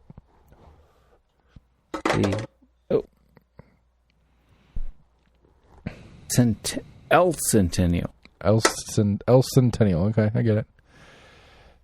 They really pound that whole sneaking Elst into words strategy. Oh. Okay. Like that? Oh, you can't see it. Let's see if it's right. All right, we'll do this later. Oh, I'm sorry for you guys listening because it's way funnier to me watching what's happening right now. You might not be registered, bro. Why wouldn't I don't understand? I'm registered. Okay, well then we didn't need to look it up. All right. But what is your aversion to voting as of late? Like, it seems like you don't want to vote. So that I don't want to vote. Why? But you're not voting. And the most... You didn't vote in the city race last year. I did. No, you didn't. Oh, wait. Wait. Did I not? You told me you didn't. The weekend, the first show we did after the city race concluded, right. I said, hey, who'd you vote for in city races? And you said, I didn't. That's right. Yeah. I mean, I don't blame you, but I'm just curious what the deal is. Like, why? No. You're smarter than the average voter. Your vote matters more than theirs. And then at this point, I'm in the middle of trying to move. To where I guess I technically could up until in the next week or so. I guess essentially done early voting. Early voting ends this week. It ends Thursday. I was thinking, like, I went to a place that was doing early voting, but also a place that they also had where I needed to go for registration for my tag. Which, again, you did text me after last week's show some bullshit excuse on why registration makes sense. Basically, you said it was a mobile version of your title to proof of ownership. That was something you and I were completely arguing separately about. But I thought we talked about it on the show. Did we? Yeah, because vehicle registration, it's just a tax. That's all it is. It doesn't do It doesn't do you and me any good. That was the moral of what I was getting to.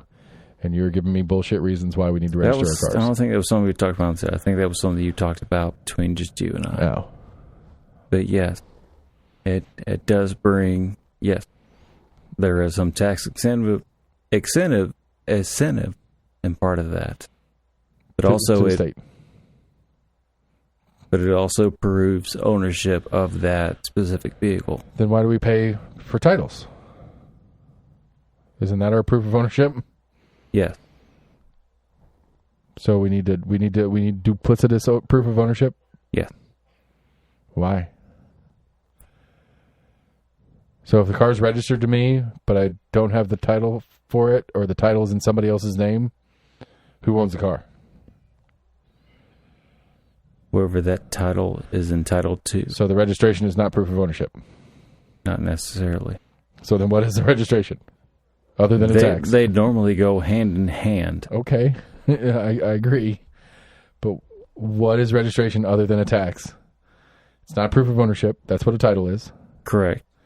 It's not proof of decency of a vehicle to be operated safely on the road. Registration is essentially providing that you have ownership, but you're also registering that car to that state as it being a vehicle on the roads of that said state. Okay. So Title, I can have a title to a vehicle. Title is essentially just ownership. Okay, so that's not proving that is road that vehicle worthy, is, or I intend to drive that vehicle on the road. Correct. I can have what they right. You can have ownership what of they that. affectionately call a farm truck that never leaves my property. I don't have to register it, but I'll still have a title for it. Right, because you're only driving it on that that private property. Okay, valid terms. Outside of that, yes. It's just a tax. Just agree with me that it's just a tax and leave it alone. It doesn't do. How does that benefit you to have doubly proof? I know it's an annoying question, but isn't that the point? Isn't that the point of government? It's a collective benefit to us, the citizens? Isn't that the point? It's a collective benefit to have safe and secure, like to have a national defense. Isn't that the point? It's to be safe in our effects in person and be able to have an understanding on the vehicles that are acceptable to be on the road. Yes. The registration doesn't prove that. We already went over that. The registration. I mean, sorry, I thought that's what we were talking. Because you have to register a boat. Does that prove it's correct seaworthy? Do they go make sure there's not a big hole in the bottom of your boat when you register it? In most cases, no. Because it's just a tax. Yeah. I mean, what else is it if it's not a tax? I don't get it. Like, that's, I don't, like, whatever. We've already had this argument. We can move on. What else is going on? Early voting ends this week. The city tax is increasing. Do you think you should be able to just do whatever you want tax-free? How does that apply to this conversation? I mean, having a boat. Again, should you have a property that is waterway accessible? Same with vehicles. You have a extenuating circumstance that we allow you to have this mode of transportation to be out on the water approved. So on the assumption that public spaces exist, yes, right? These are truly public spaces, not private places that are open to the public, but actually public goods. We as the public own it. I can understand the idea of having a tax to help pay for and maintain said public good. Okay. Fine. All right. So where's the pushback? The pushback is you're trying to make up bullshit excuses that registration is anything but a fucking tax.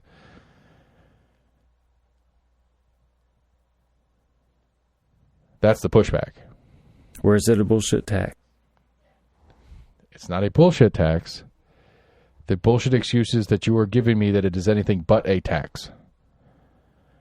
Registration is just a tax. Theoretically, to pay for the roads that you drive on with said registered vehicle. Why do we make up a new fucking word like registration? Why don't we call it like car tax or driving privilege tax? No, we call it registration because it makes it some bullshit about, oh, it's proof that you own your car in case somebody steals it. We know how to find it and we can help you get it back. No, it's a fucking tax. Period. End of story. Call it what it is and move on. All right. The waterways are public goods. What other way, as you have put it, that there is proof of ownership of said thing? Well, one, I think legally there's a question of how else do you prove ownership of without registration of a certain object? Well, you have to have a title for your house. You have to have a title for a boat. You have to have a title for a car. Okay. Which that would be your proof of ownership. How often do Why do I have to prove that I own it in the fucking first place? Yeah. I thought it's innocent until we're proven guilty, right? Why do I have to prove to the police that I own my car? Right. If my car gets stolen, sure, I'll pull my fucking title out and take it to the cops. Say, see on the title here where it says this vehicle with this VIN number is mine? Exactly. Well, it was taken out of my driveway. Go get it. Right. But if I'm in my vehicle and a cop stops me, hey, prove to me that you own this car. Go fuck yourself. Right. Why do I have to prove to you that I own my things? Do the cops stop you and say, hey, prove to me that you own your fucking pants? You shouldn't have to. Sure. No. So you're walking down Not at all. You're walking down the street. They should take your assertion innocent until proven it guilty, is yours. Right? Innocent until proven guilty, right? Isn't that the rule? Yeah. You're right. Okay, so a cop walks down the street. You're walking down the street. Cop walks up to you and says, hey, prove to me you own your pants. Okay. Do you have the receipt for your pants in your fucking pocket? Do you carry those around all the time? Because you need to prove that you own the things that are on your fucking body? Dude. Oh, this is a stupid fucking metaphor. It's not even close to realistic. Okay. Apples, oranges. All right. Right? Right. Because the car's $50,000 and your pants are $50, so it doesn't matter. You don't have to prove cheap things. You only have to prove expensive things.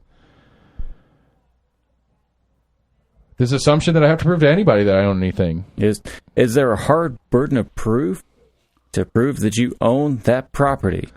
No, I have a title. There's not a hard. It's not a hard burden of proof. What does registration have to do with that? You keep trying to make registration anything more than a tax. Like it's just a fucking tax. You have it registered. Sure. To you, which you already acknowledged. To your name. You already acknowledged that it is possible that you could have that one person could own the title and another person could have it registered in their name. So registration does not prove ownership. No, that wasn't what I was saying at all. So it's not possible that one person could have the title in their name, but somebody else could have it registered in theirs, which therefore doesn't prove ownership. Doesn't matter. I would assume that that's one and the same. It doesn't matter. There's two issues at play that we're talking about right now. If you have something registered to a name, I'm assuming it's all automatically entitled to that name. I don't know. There's two issues at play here, right? There's two conversations. There's one is, do I need to prove that I own things? Is that my obligation as a citizen to the state? Am I obligated to prove to the state that I own this thing on their request when they ask? Are you obligated that you don't have to? That you can have just, no, this is mine.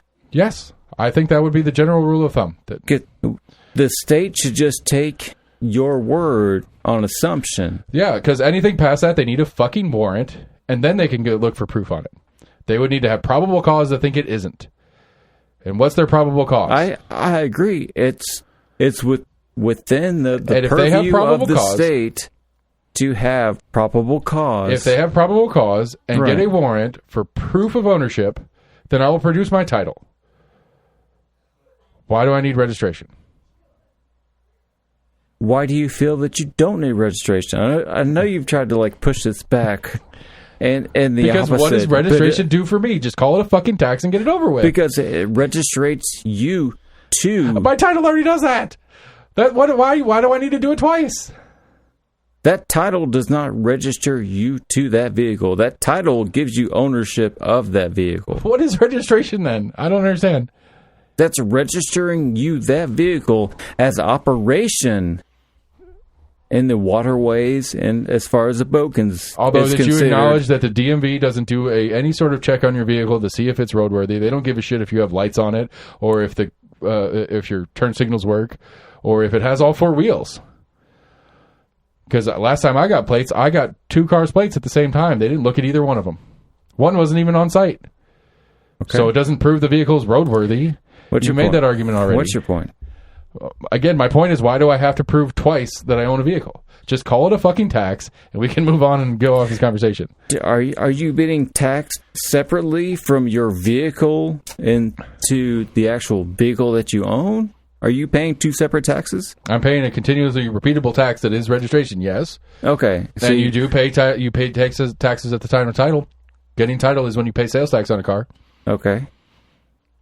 Is that two separate taxes? Yes. Or is that it's two separate taxes. You owe for owning that vehicle.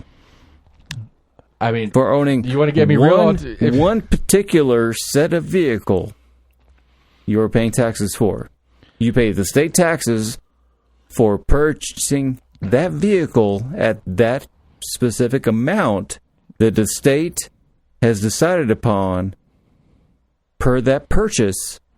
Right. You are owed When you pull title, that state taxes. when you pull title, you Yes. pay your state sales tax on your vehicle. Correct. Okay, that's your sales tax on said vehicle. So I that's purchased the thing. separate from what you pay for your yearly registration taxes. Yes, because it that is you a pay- different tax. Yes, you're right. It is a tax. I Yay, agree. You said the words. It's a tax. That's all it Yes. is a tax. Thank you. It's a separate tax. Cool. Moving on.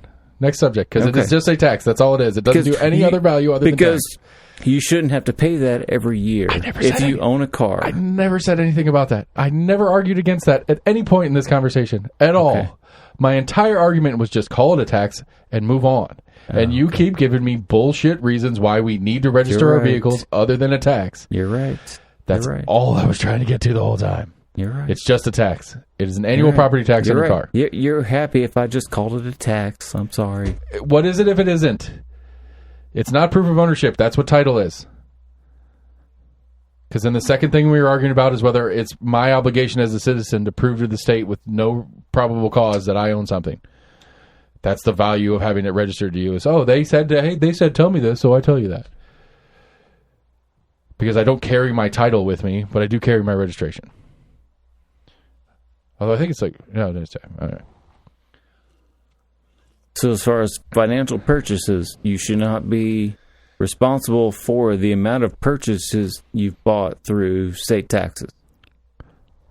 What? So a car purchase, Uh-huh. Again, you're in agreement. You should. We can have a separate conversation about whether they should tax for X, Y, or Z. Sure, we could. right. If you want to have that argument, we can. But that's nothing about this conversation on whether I should pay a sales tax on a purchased vehicle or whether I should pay an annual tax to upkeep the roads. That's a separate conversation. Okay. That's not what we're talking about. What are we talking about? I never in this particular conversation said anything about shouldn't have to pay taxes. I said we shouldn't have to register our vehicles. Which is, as you've admitted, A tax. a tax. Then call it a fucking I'm sorry. tax. I didn't think you were calling it a tax at all.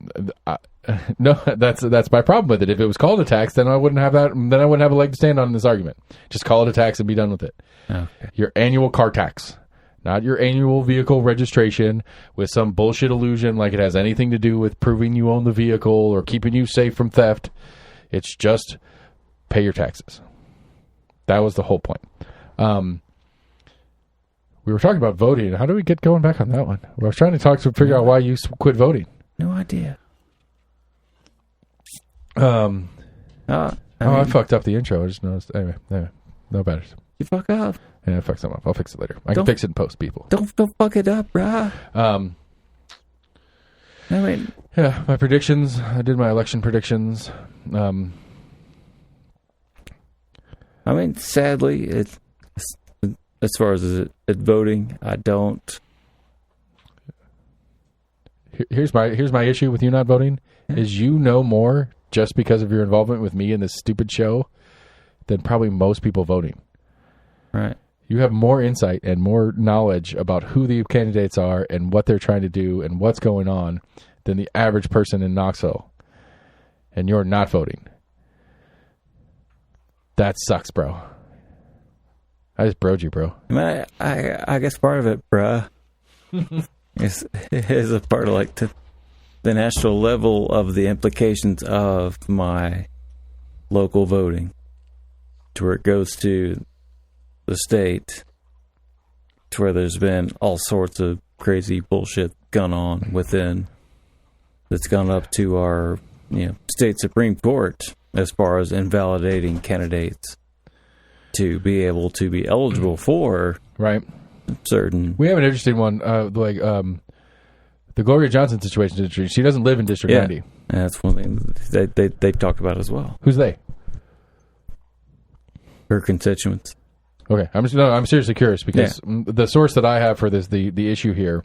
Well, I think she's essentially out of her district as far as it's been redistricted. Right. 13's dead, and that's where she lived. Yeah.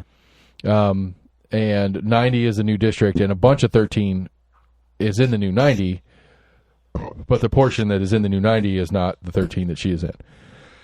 No. Most of the articles I've seen it was from the Tennessean, which was a op-ed piece. It actually put out trying to push back on, I guess there was a criticism of the GOP, the GOP party as the state stands. So she put out a big op-ed, I guess, right, and talking about it and how democracy is pretty much over. I mean, I don't know the op-ed that you're speaking of, I've heard her talk about it on a couple of different topics or a couple of different places or whatever. It's arguable that yes, they redistricted to get rid of her, like it was an intentional move to get her out. But technically, like she knew it and she decided to run for 90, knowing that she's going to have to move into the district physically, but hasn't done so yet.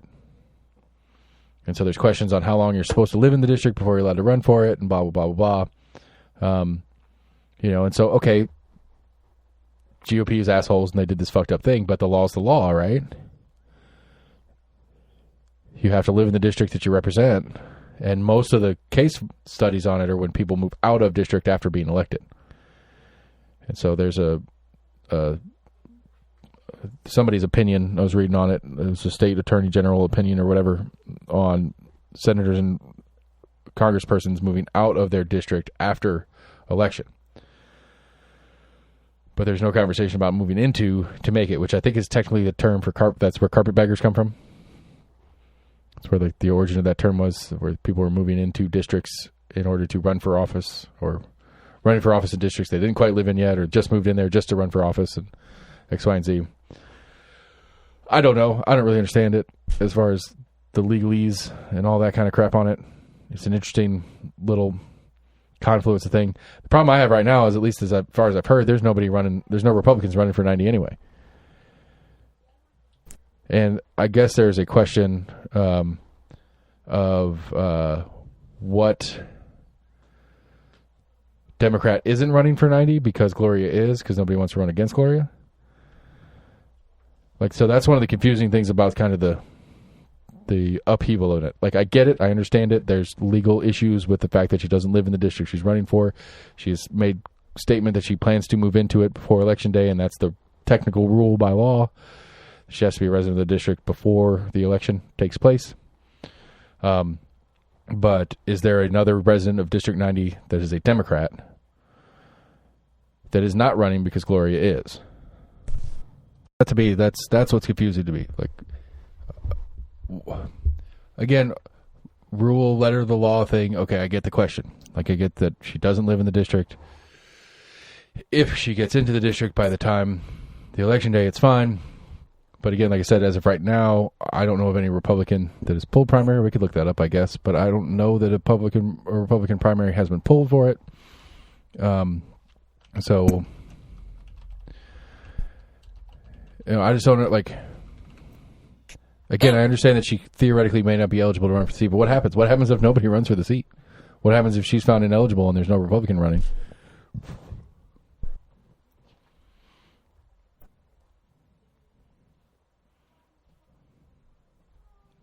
Is she running unopposed? As last I checked on it, that's what I'm trying to look up right now.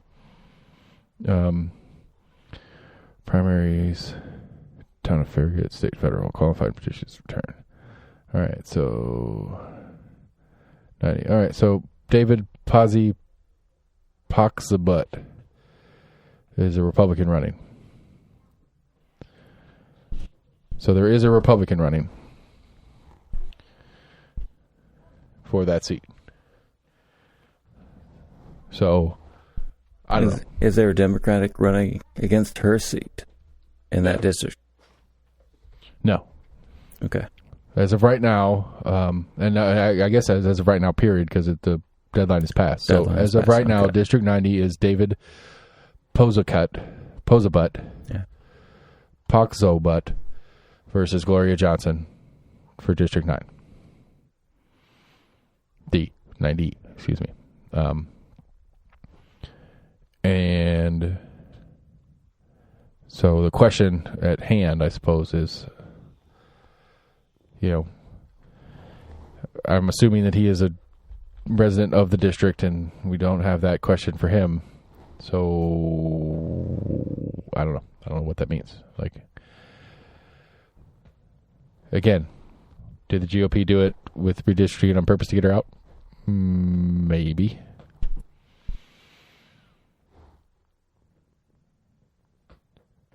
And is that fucked up? Yes. But, she knew the rules. She needs to make sure she's properly eligible to run for the seat. If not, is there a Democrat that was potentially eligible for the seat that isn't running because they didn't want to run against Gloria, who isn't eligible for the seat? You know what I'm saying? That's the only place where I see a real Because it depends on how much they really adjusted the district for that seat. I mean, it doesn't. But again, my point being is that if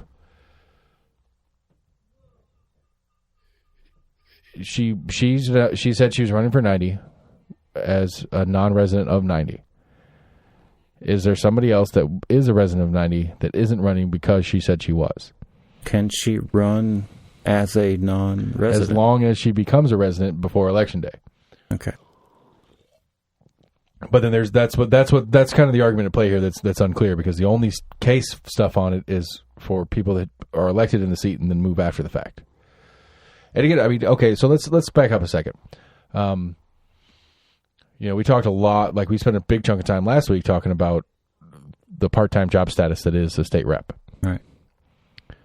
It's a like the Gloria one's a little bit different, but I could see that as a not necessarily uncommon thing to happen. It's like, look, ran for District 18, got elected for District 18, representing District 18, and I don't know, maybe just the fact that all the publicity I got and stuff like that, I got a job offer in Anderson County. And I decided to move to Anderson County to live closer to my new job, my new day job, full-time, real job. Yeah. What are the implications for that on my elected position in 18, which is not Anderson County? Should I be vacated from my seat because I'm no longer within the constituency? Because at the end of the day, I have to worry about mine, because the elected position is not paying my bills. I mean, I would say if you were not literally a constituent of that district, you should vacate the seat immediately. If you're already elected, you should vacate a seat if you are representing that district. Yeah. Okay. I mean, I don't disagree with you at all. I'm just saying, like, I could see it as I wouldn't say a common problem, but as a problem that could exist, not irregularly. And the idea it opens the door for someone living in a separate district. If you're essentially allowed in your example of someone living in a separate district and then what they're representing to be voted upon to represent that district. Well, what I'm saying is the case study or stuff that's in question is that if I move out of, so I get elected in 18 because I live in 18, but I don't know, my dad dies, which my dad's at 18 too, technically. But my dad dies, and it's a much nicer house, and he wills the house to me, and I decide I want to live in his house and not my house. Right. And it's a district over. Okay. Am I obligated to vacate do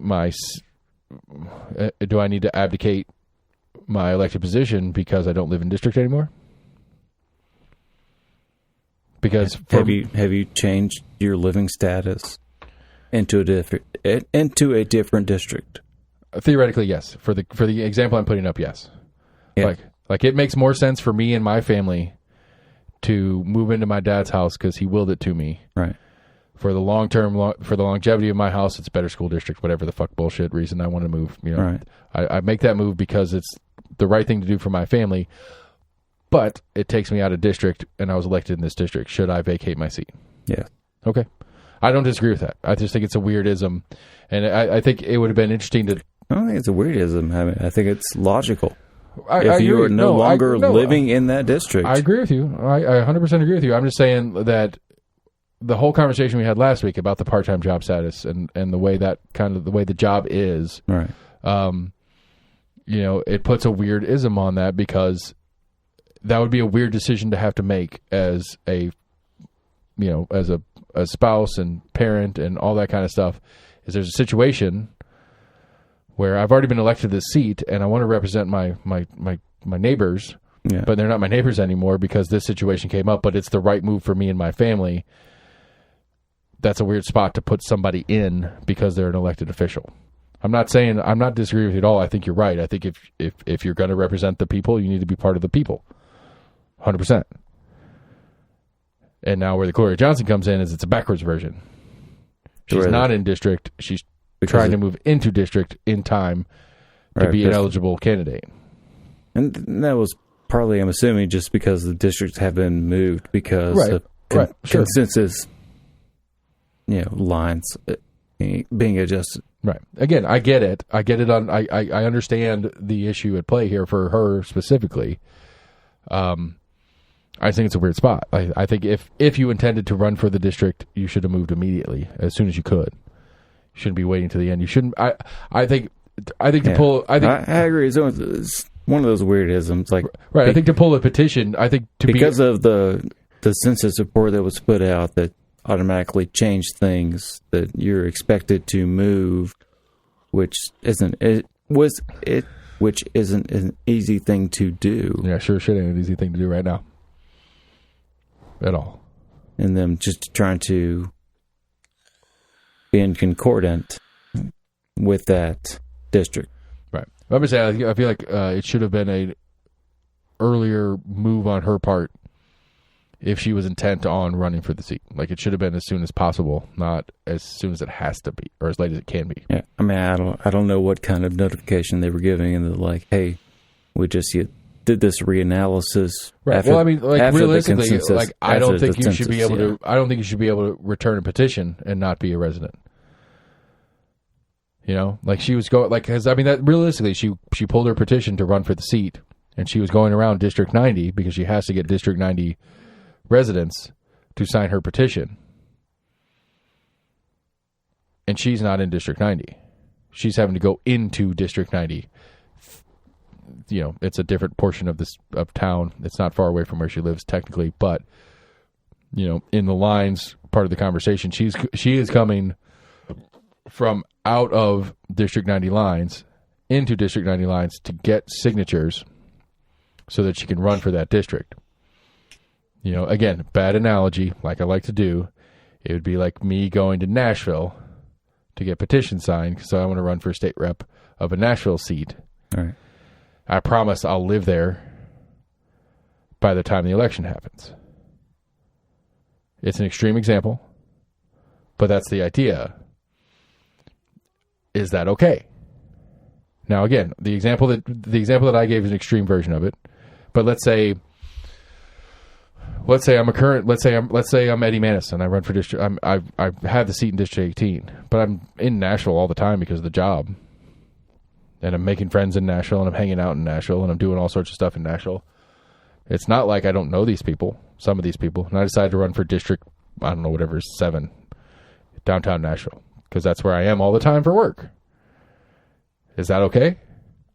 As long as I live there by the time of Election Day? I'm assuming at the time of application of your candidacy. But that's not what Gloria did, because she's already got her application to candidacy, but her residency is not in 90. Was it so prior to? As I understand it, she has not moved yet. She has access to a residence. I don't know exactly what the story is, but she has access to residence that's in 90, but she does not currently live there.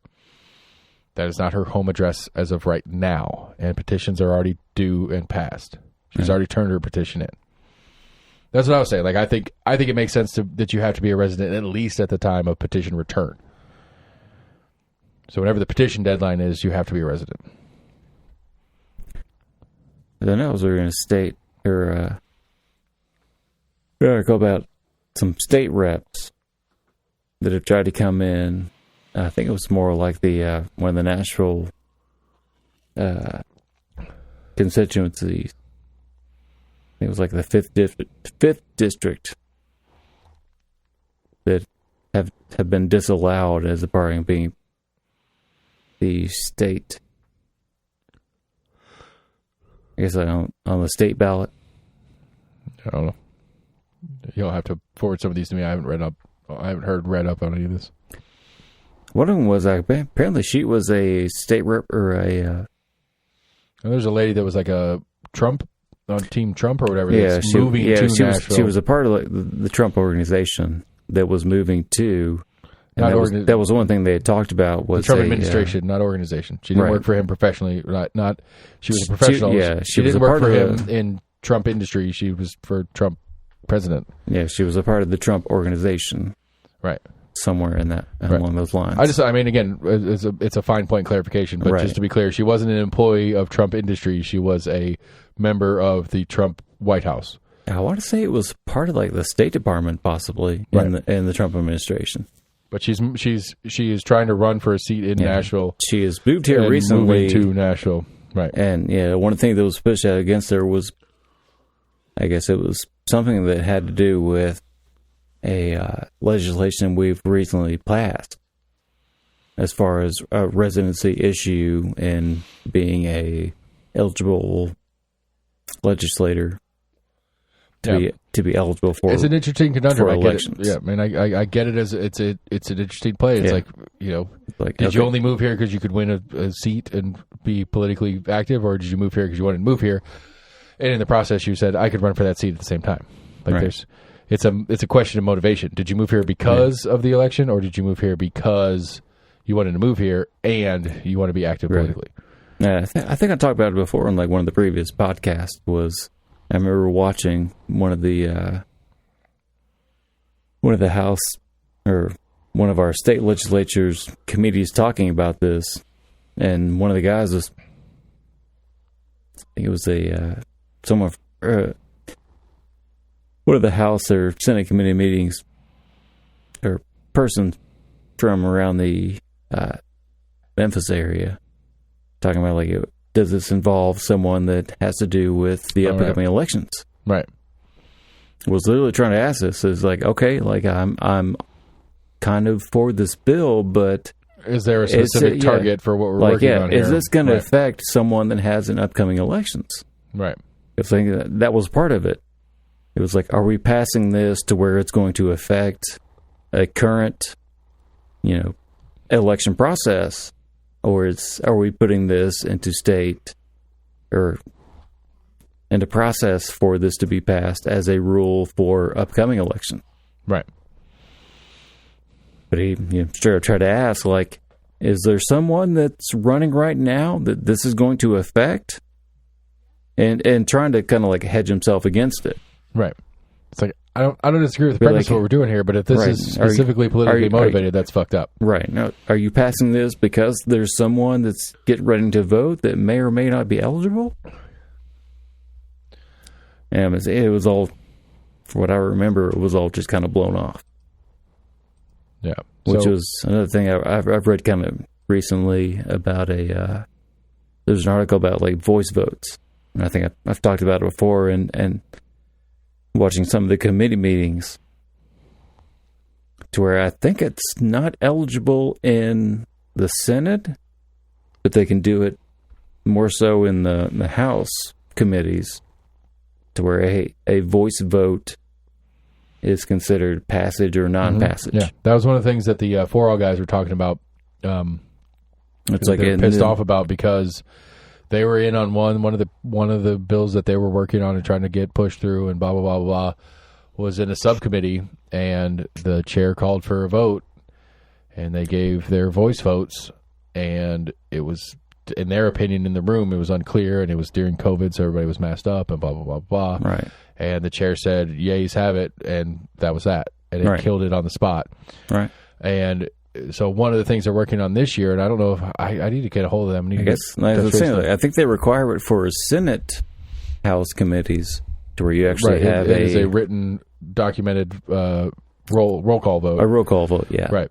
And so that's one of the things that they were working on. The 4-all team was on their agenda this year was to make all House subcommittees and House floor votes be roll call votes. Yeah. And I think that's fair, honestly. I mean, realistically, like I think, if Eddie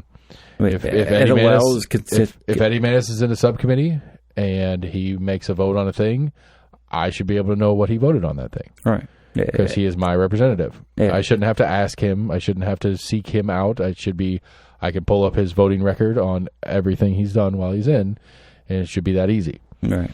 It shouldn't be, well, he's on that subcommittee and this thing failed. Well, what did he vote on it? Right. We don't know. What do you mean we don't know? We don't know. It was a voice vote. Yeah. There was 13 people in the room. There was a voice vote. And it was... And the yeas have it. Okay. Gavel, and it's over. Yeah. There's no disputing that. Apparently there is, but it's a very short time period. It needs to be objected to near immediately. I think I've talked about that before. Yeah. It's super fucking quick. Yeah. To where right there in the middle of the gavel being knocked. Right. And then before the chair sets the gavel back down to go on to the next thing, it's got to be... It's I would like to request a recorded vote of that process. Yeah, I think it's ridiculous that it's not automatic. It should just be automatic. Right. I can't fathom. I understand on some level when it's something simple. Hey, should we turn April 24th into a Dolly Parton Day of Remembrance because Dolly Parton's the best thing that ever happened to the state of Tennessee? Yay or nay? Nobody's going to say nay any fucking way. So, yays have it. Moving on. To go through... and again, I think it's a technology issue. It's a process issue. It's one of those, well, if we do a roll call vote, it's got to be Representative Manis, Representative Lafferty. They have to go through that stupid process where it's the secretary or whatever calls names. Right. And they answer. So, I think if you fix process where it's some sort of digital, physical... they go... Like I said, I think that's what they do in most, Senate committees, which I didn't realize that till I was reading that more recently. And I think as far as, the state goes, in any kind of Senate committee, it's always a roll call vote. Right, but I'm just saying, I could see the conversation of saying, we don't need to make it a roll call vote in the standard version of roll call vote, where it's literally we go down the list of everybody that's in the room, say yay or nay, and then it's recorded physically, where it's hey, at your desk, there are 2 buttons. On this issue, vote yay or nay and push the button, and then it records into the system, where it's not a long process of going through everybody's names.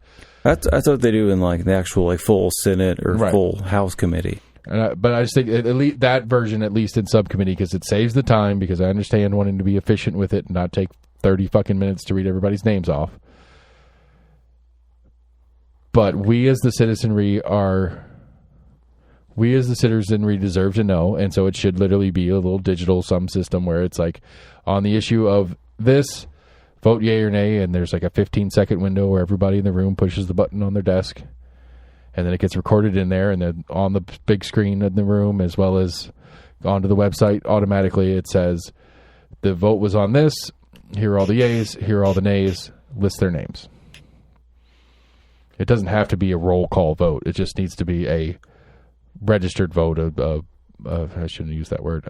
That's essentially what a roll call vote is. Right, but it's going off the roll of but my people point that is, are eligible to vote. My point is the process of a roll call vote is the chair or the vice chair or whatever calls name, person says, vice chair records the vote on paper. That's the process of it. It would be literally Lafferty, yay. Manis, yay. Zachary, nay.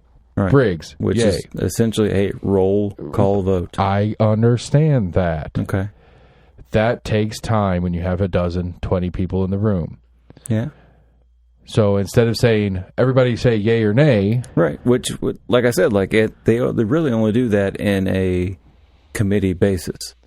Right, but instead of doing a roll call... A general Senate meeting, They do it to where, like you said, they've got that little machine. I'm where just they saying, can, do they the can little vote machine A or on yay. It's do make up some new fucking term for it. I don't see a reason for doing that in like at most like a 13-person panel. It does. The whole point is I don't care what method you get there. That's the point I'm trying to get. I don't care what the method is, but I want to know what Zachary voted on this. Right. That's all I give a shit about. I'm with you on that. Yeah. And so whether I said, like I think whether it's the 5-minute process of reading everybody's names off, and when it gets to Zachary says yay, then it's on record, or if it's some little system on the table like in the big room, whatever version of it gets there, I don't care. My point is I'm okay with the idea of doing a shortened version in the sense that it's much quicker to say voting for this thing is now open and everybody pushes the button on their desk and it records it that way. I don't care which way it records it. My point is, I want to know what Manus voted on this. Right. I don't want just yays or nays in the room. Right. That's all I care. I don't care what method gets there. And if we want to be more efficient, figure out a more efficient way. Right. That's my whole point. I don't give a shit. I'm with you. I would like to have more accountability as to how our legislatures are voting. Right. And that's all I want. That's where I was like pushing back against some like the roll call voting, to where it literally has come down to the opinion of the chair, right, as they call it. That's bullshit, and I think they need to do away with that. But my point is I understand the conversation. The idea of, hey, subcommittee, there's only 13 of you in the room. I know all of you agree with this thing, yes or no? Everybody says yes. Moving on, next item. Yeah, I want to move on with the day. I don't want to be here all day. Right. And to have something that is a very simple, everybody's going to fucking say yes to it anyway. We all know it. We talked about it before we got here. Right. So let's not take the time to physically roll call vote. Right. Let's figure out a more efficient system where it's recorded vote, but not Zachary, right, Manus, Haggerty, whatever. Right. Down the list. But at the same time, it's hard to assume that that's the way a vote is going to go, to as far as to right. But either have way, that procedural as right. to being just a so then let's just an make accepted it just right. Then let's just make it the more efficient recorded version all the time, not a full roll call vote where we go down the list and read everybody's names, but all the time it's just push the button on your desk and it gets recorded into the system and it says that you voted this on this, and that we the public can say, hey, Zachary voted this on this, or Manus voted this on this. Whatever it is, as long as it's a recorded vote, that's all I want. Don't care what the method is. I get the idea of trying to make it quicker, especially when it's something that is less likely to be opposable. Like Dolly Parton's great. Yay or nay? Nobody's saying nay. Fuck that bitch. Nobody's saying nay. But to spend 5 minutes reading off the roll and getting everybody's vote yay or nay on that, I understand is a waste of time. So figure out an efficient way to record the votes accurately. Right. Because if Briggs is over here snoozing and isn't paying attention, what am I voting on? No. Briggs, you don't like Dolly Parton? Oh, fuck, I hit the wrong button. My bad. Right, but in that same logic, we want our legislatures to be having thoughtful... on this particular little subtopic, no, I don't want them to even be conversating about it. I don't give a shit what the state of Tennessee considers Dolly Parton. I mean, not necessarily on Dolly Parton, but I'm just saying, like you said, we've had things come up with Dolly Parton that you want to have both houses debate upon, or you don't want to wait. Well, I think that is part of the question too. Is that is this worth having? Like, right. Yes, it's cool. Let's have days of remembrance, and let's make state of Tennessee acknowledges this day is important for this reason. Right. I don't that's right. It doesn't matter to you, but I mean, there are other constituents that other things highly affect. But I mean, again, I don't know. An Elvis Presley's birthday is a state holiday. Who does that affect? Who does that positively or negatively affect? Like, I'm just saying, like, is that something that we need to have any amount of time spent on in our state legislature? Right. I agree. Do we need to have a even in commission meetings, county commission meetings here, like, we're going to take a moment to talk about this great thing that happened and this great person that put this thing together. It's like, yeah, it's cool. I appreciate that person exists and I appreciate what that person did. But these meetings are drawn out and long and dumb enough. Why do we need to have... But that little bit is not drawing out the meetings. Okay, so the one that just came to me while I was saying that was... what was his name? Live at 5 at 4 guy. Bivens. Okay. Right? Yeah. Russell Bivens. I like I don't know. I've never met the guy personally. His wife was one of our preschool teachers, but seemed like a really cool dude. Really interested, like really went after the "this is what's cool about Knoxville" stories. Was really that guy. He was like, hey, you know what? If people from New York or LA see this guy and say that is what Knoxville is, I'm okay with that. But when he retired, a dude working a private industry job in media that didn't do any of the politics side of it for the most part, not a lot at least, retired. They had like a 5-minute blowjob session for thank you for being a great public figure for us in Knox County at a commission meeting. Yeah. That's a waste of fucking time. Nobody watches commission. More people watched him on Live at 5 and 4 than saw him on the commission meeting. Yeah. Yes, of course, WBAR did a story about, hey, they honored Russell Bivens at a commission meeting, but realistically, nobody fucking cares. And if they did care, they're watching Channel 10 and seeing the sob story about him retiring on Channel 10, not on the public service version of a commission meeting. Yeah. You have more important shit to deal with, Larson, Durrett, any of you guys. Yes, he's a great public figure. He's great for Knoxville. I think he's a great symbol of Knoxville in the last 20 years, and he's had a great career. I'm not disagreeing with that at all. But that has nothing to do with our fucking government and doesn't need to have any amount of time in it. Was it? It was literally, we're celebrating the great career of Russell Bivens. Okay. Why? Celebrate it somewhere else. It has nothing to do outside of their news source. Their news source? Yes. So that's the positive, is that he's their news source with their socially bullshit afternoons that they do, that he's been doing for the last 10 years? Yes. That is literally their main point of promulgating him, is that he has been there and he is now retiring. That's the only thing they're saying. Okay, but why? Why? What does that have to do with me? Does that change shit that's going on in my schools? Does that get my fucking road fixed? Does that have anything to do with me in my daily life? No. Does that have anything to do with anybody except his direct family? Who gives a fuck? And if you do give a fuck, go watch about him on Channel 10. It doesn't need to be part of our commission meeting. That's my only point. That's exactly what they're saying. If you wanted to see about this person retire, you can go see him on Channel 10. That's not what they were saying. Outside of that, if you Larson had a wonderful speech that he gave about him. It might have been Biggs. I don't remember. Anyway, somebody gave a wonderful speech about him, and it was beautiful. It was a fantastic speech. Okay. I don't fucking care. I don't care what Biggs thinks about him. I don't care what Durrett thinks about him. I don't care what any of them think about Russell fucking Bivens. All right. That's not their fucking job. It has nothing to do with them. It has nothing to do with what they're supposed to be spending that time doing. All right. Why are we wasting that time? Wasting what time? The commission time. Like, if I was sitting in that meeting because I was going to go in there and pitch a fit about some project that they're about to approve for land use, and I have to wait through some Russell Bivens blowjob session, I'm going to be pissed off because it has nothing to fucking do with why I'm there or why anybody's there for that matter. So I don't go to commission meetings to go... Local news should always focus on specifically just Knox County meetings. County commission should just focus on what county commission does. Yes. Okay. I don't give a fuck what Channel 10 does. Channel 10 can do whatever the fuck they want. Who should inform the general public of Knoxville? Oh, you're Knox right. County. No, you're right. I'm sorry. I totally missed what's actually happening here.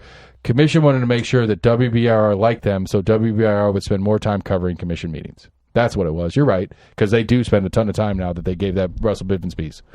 That's what it is. You're right. No, I'm trying to ask you what your expectation of as far as public exposure to the issues that you're saying should be promulgated to the public. Where should those things happen outside of local news? You're pushing back on one local news company that happens to make a point about, I'm assuming someone that decided to retire, and yeah, they made a special piece about him getting ready to retire. I don't care if the news company makes about it. I don't care what they make about. Like, that's not the point. Is I don't care about either one of them. I don't know what your point is. It sounds like you're trying to point out that they're not talking about it, but then also trying to say that, like, stop. When you say that, when you say I'm trying to say they are not talking about it, who is they? Local news in general. Yes, local news in general doesn't do a good job covering local government and what's going on. Okay. How does that have anything to do with what I'm talking about? I'm talking about why is Commission giving a shit about local news and some guy in local news retiring? And why are they spending any amount of time honoring the man who's retiring? Why is any government body at any point putting any effort and energy into these little fluff piece things that have nothing to do with anything going on governmentally? I understand that there is a community at large that we want to acknowledge, and the Commission wants to take a second to acknowledge this community at large kind of thing. I get that desire, but that's not what they're there to do. They're not there to make me feel better about Knox County. Sorry, I thought you were pushing back against, like, just local news. Yes, I do. I agree with, like, but I don't care about that. The Knox County Commission Board should not be really acknowledging a single person in a single news entity. Man, I can't wait to go back and listen to this because I'm really curious how I started this that you missed my point so badly. Oh, like, I fully acknowledge that I probably set up this pissed off session that I just did poorly. It's probably on me. I'm not saying you misheard me, but, like, literally from the start, my whole point was, why is Commission giving a shit about Russell Bivens retiring and putting a piece in a meeting about Russell Bivens retiring? Had nothing to do with WBR other than Russell Bivens' work there. Okay. Which, again, I think that's kind of half inappropriate. Anyway, the Commission in general shouldn't be a big fan of, like, if the world worked correctly, to me, right, media they should and government be responding shouldn't get to along. media. Yeah, right. It shouldn't matter what. In a perfect world, the Knox County Commission or Board of Education shouldn't really be reacting to as much, at least. If the world was perfect, if the world was perfect, government, not even if the world was perfect, government and media should be both fighting for our approval. They should be seeking out our approval. It should be what we want from them. Media should be questioning government on our behalf when government is failing. And then government should be like, how can we serve you better so the media will shut the fuck up and leave us alone? Media's main job should be to question government. That's what they're like. That I won't say supposed to do, but that if in a perfect world, to me, that should be the main thing. That should be a very adversarial relationship, that they deal with each other because they have to, but they don't like each other. It shouldn't be that media is pushing out what the government wants them to. It shouldn't be an adversarial relationship whatsoever. But the news should literally be able to report upon the fucking news. Right, but it should be that if there's a question, what was the motivation for this thing that you did? The media should be asking that, not the media should be asking that on our behalf. Yeah.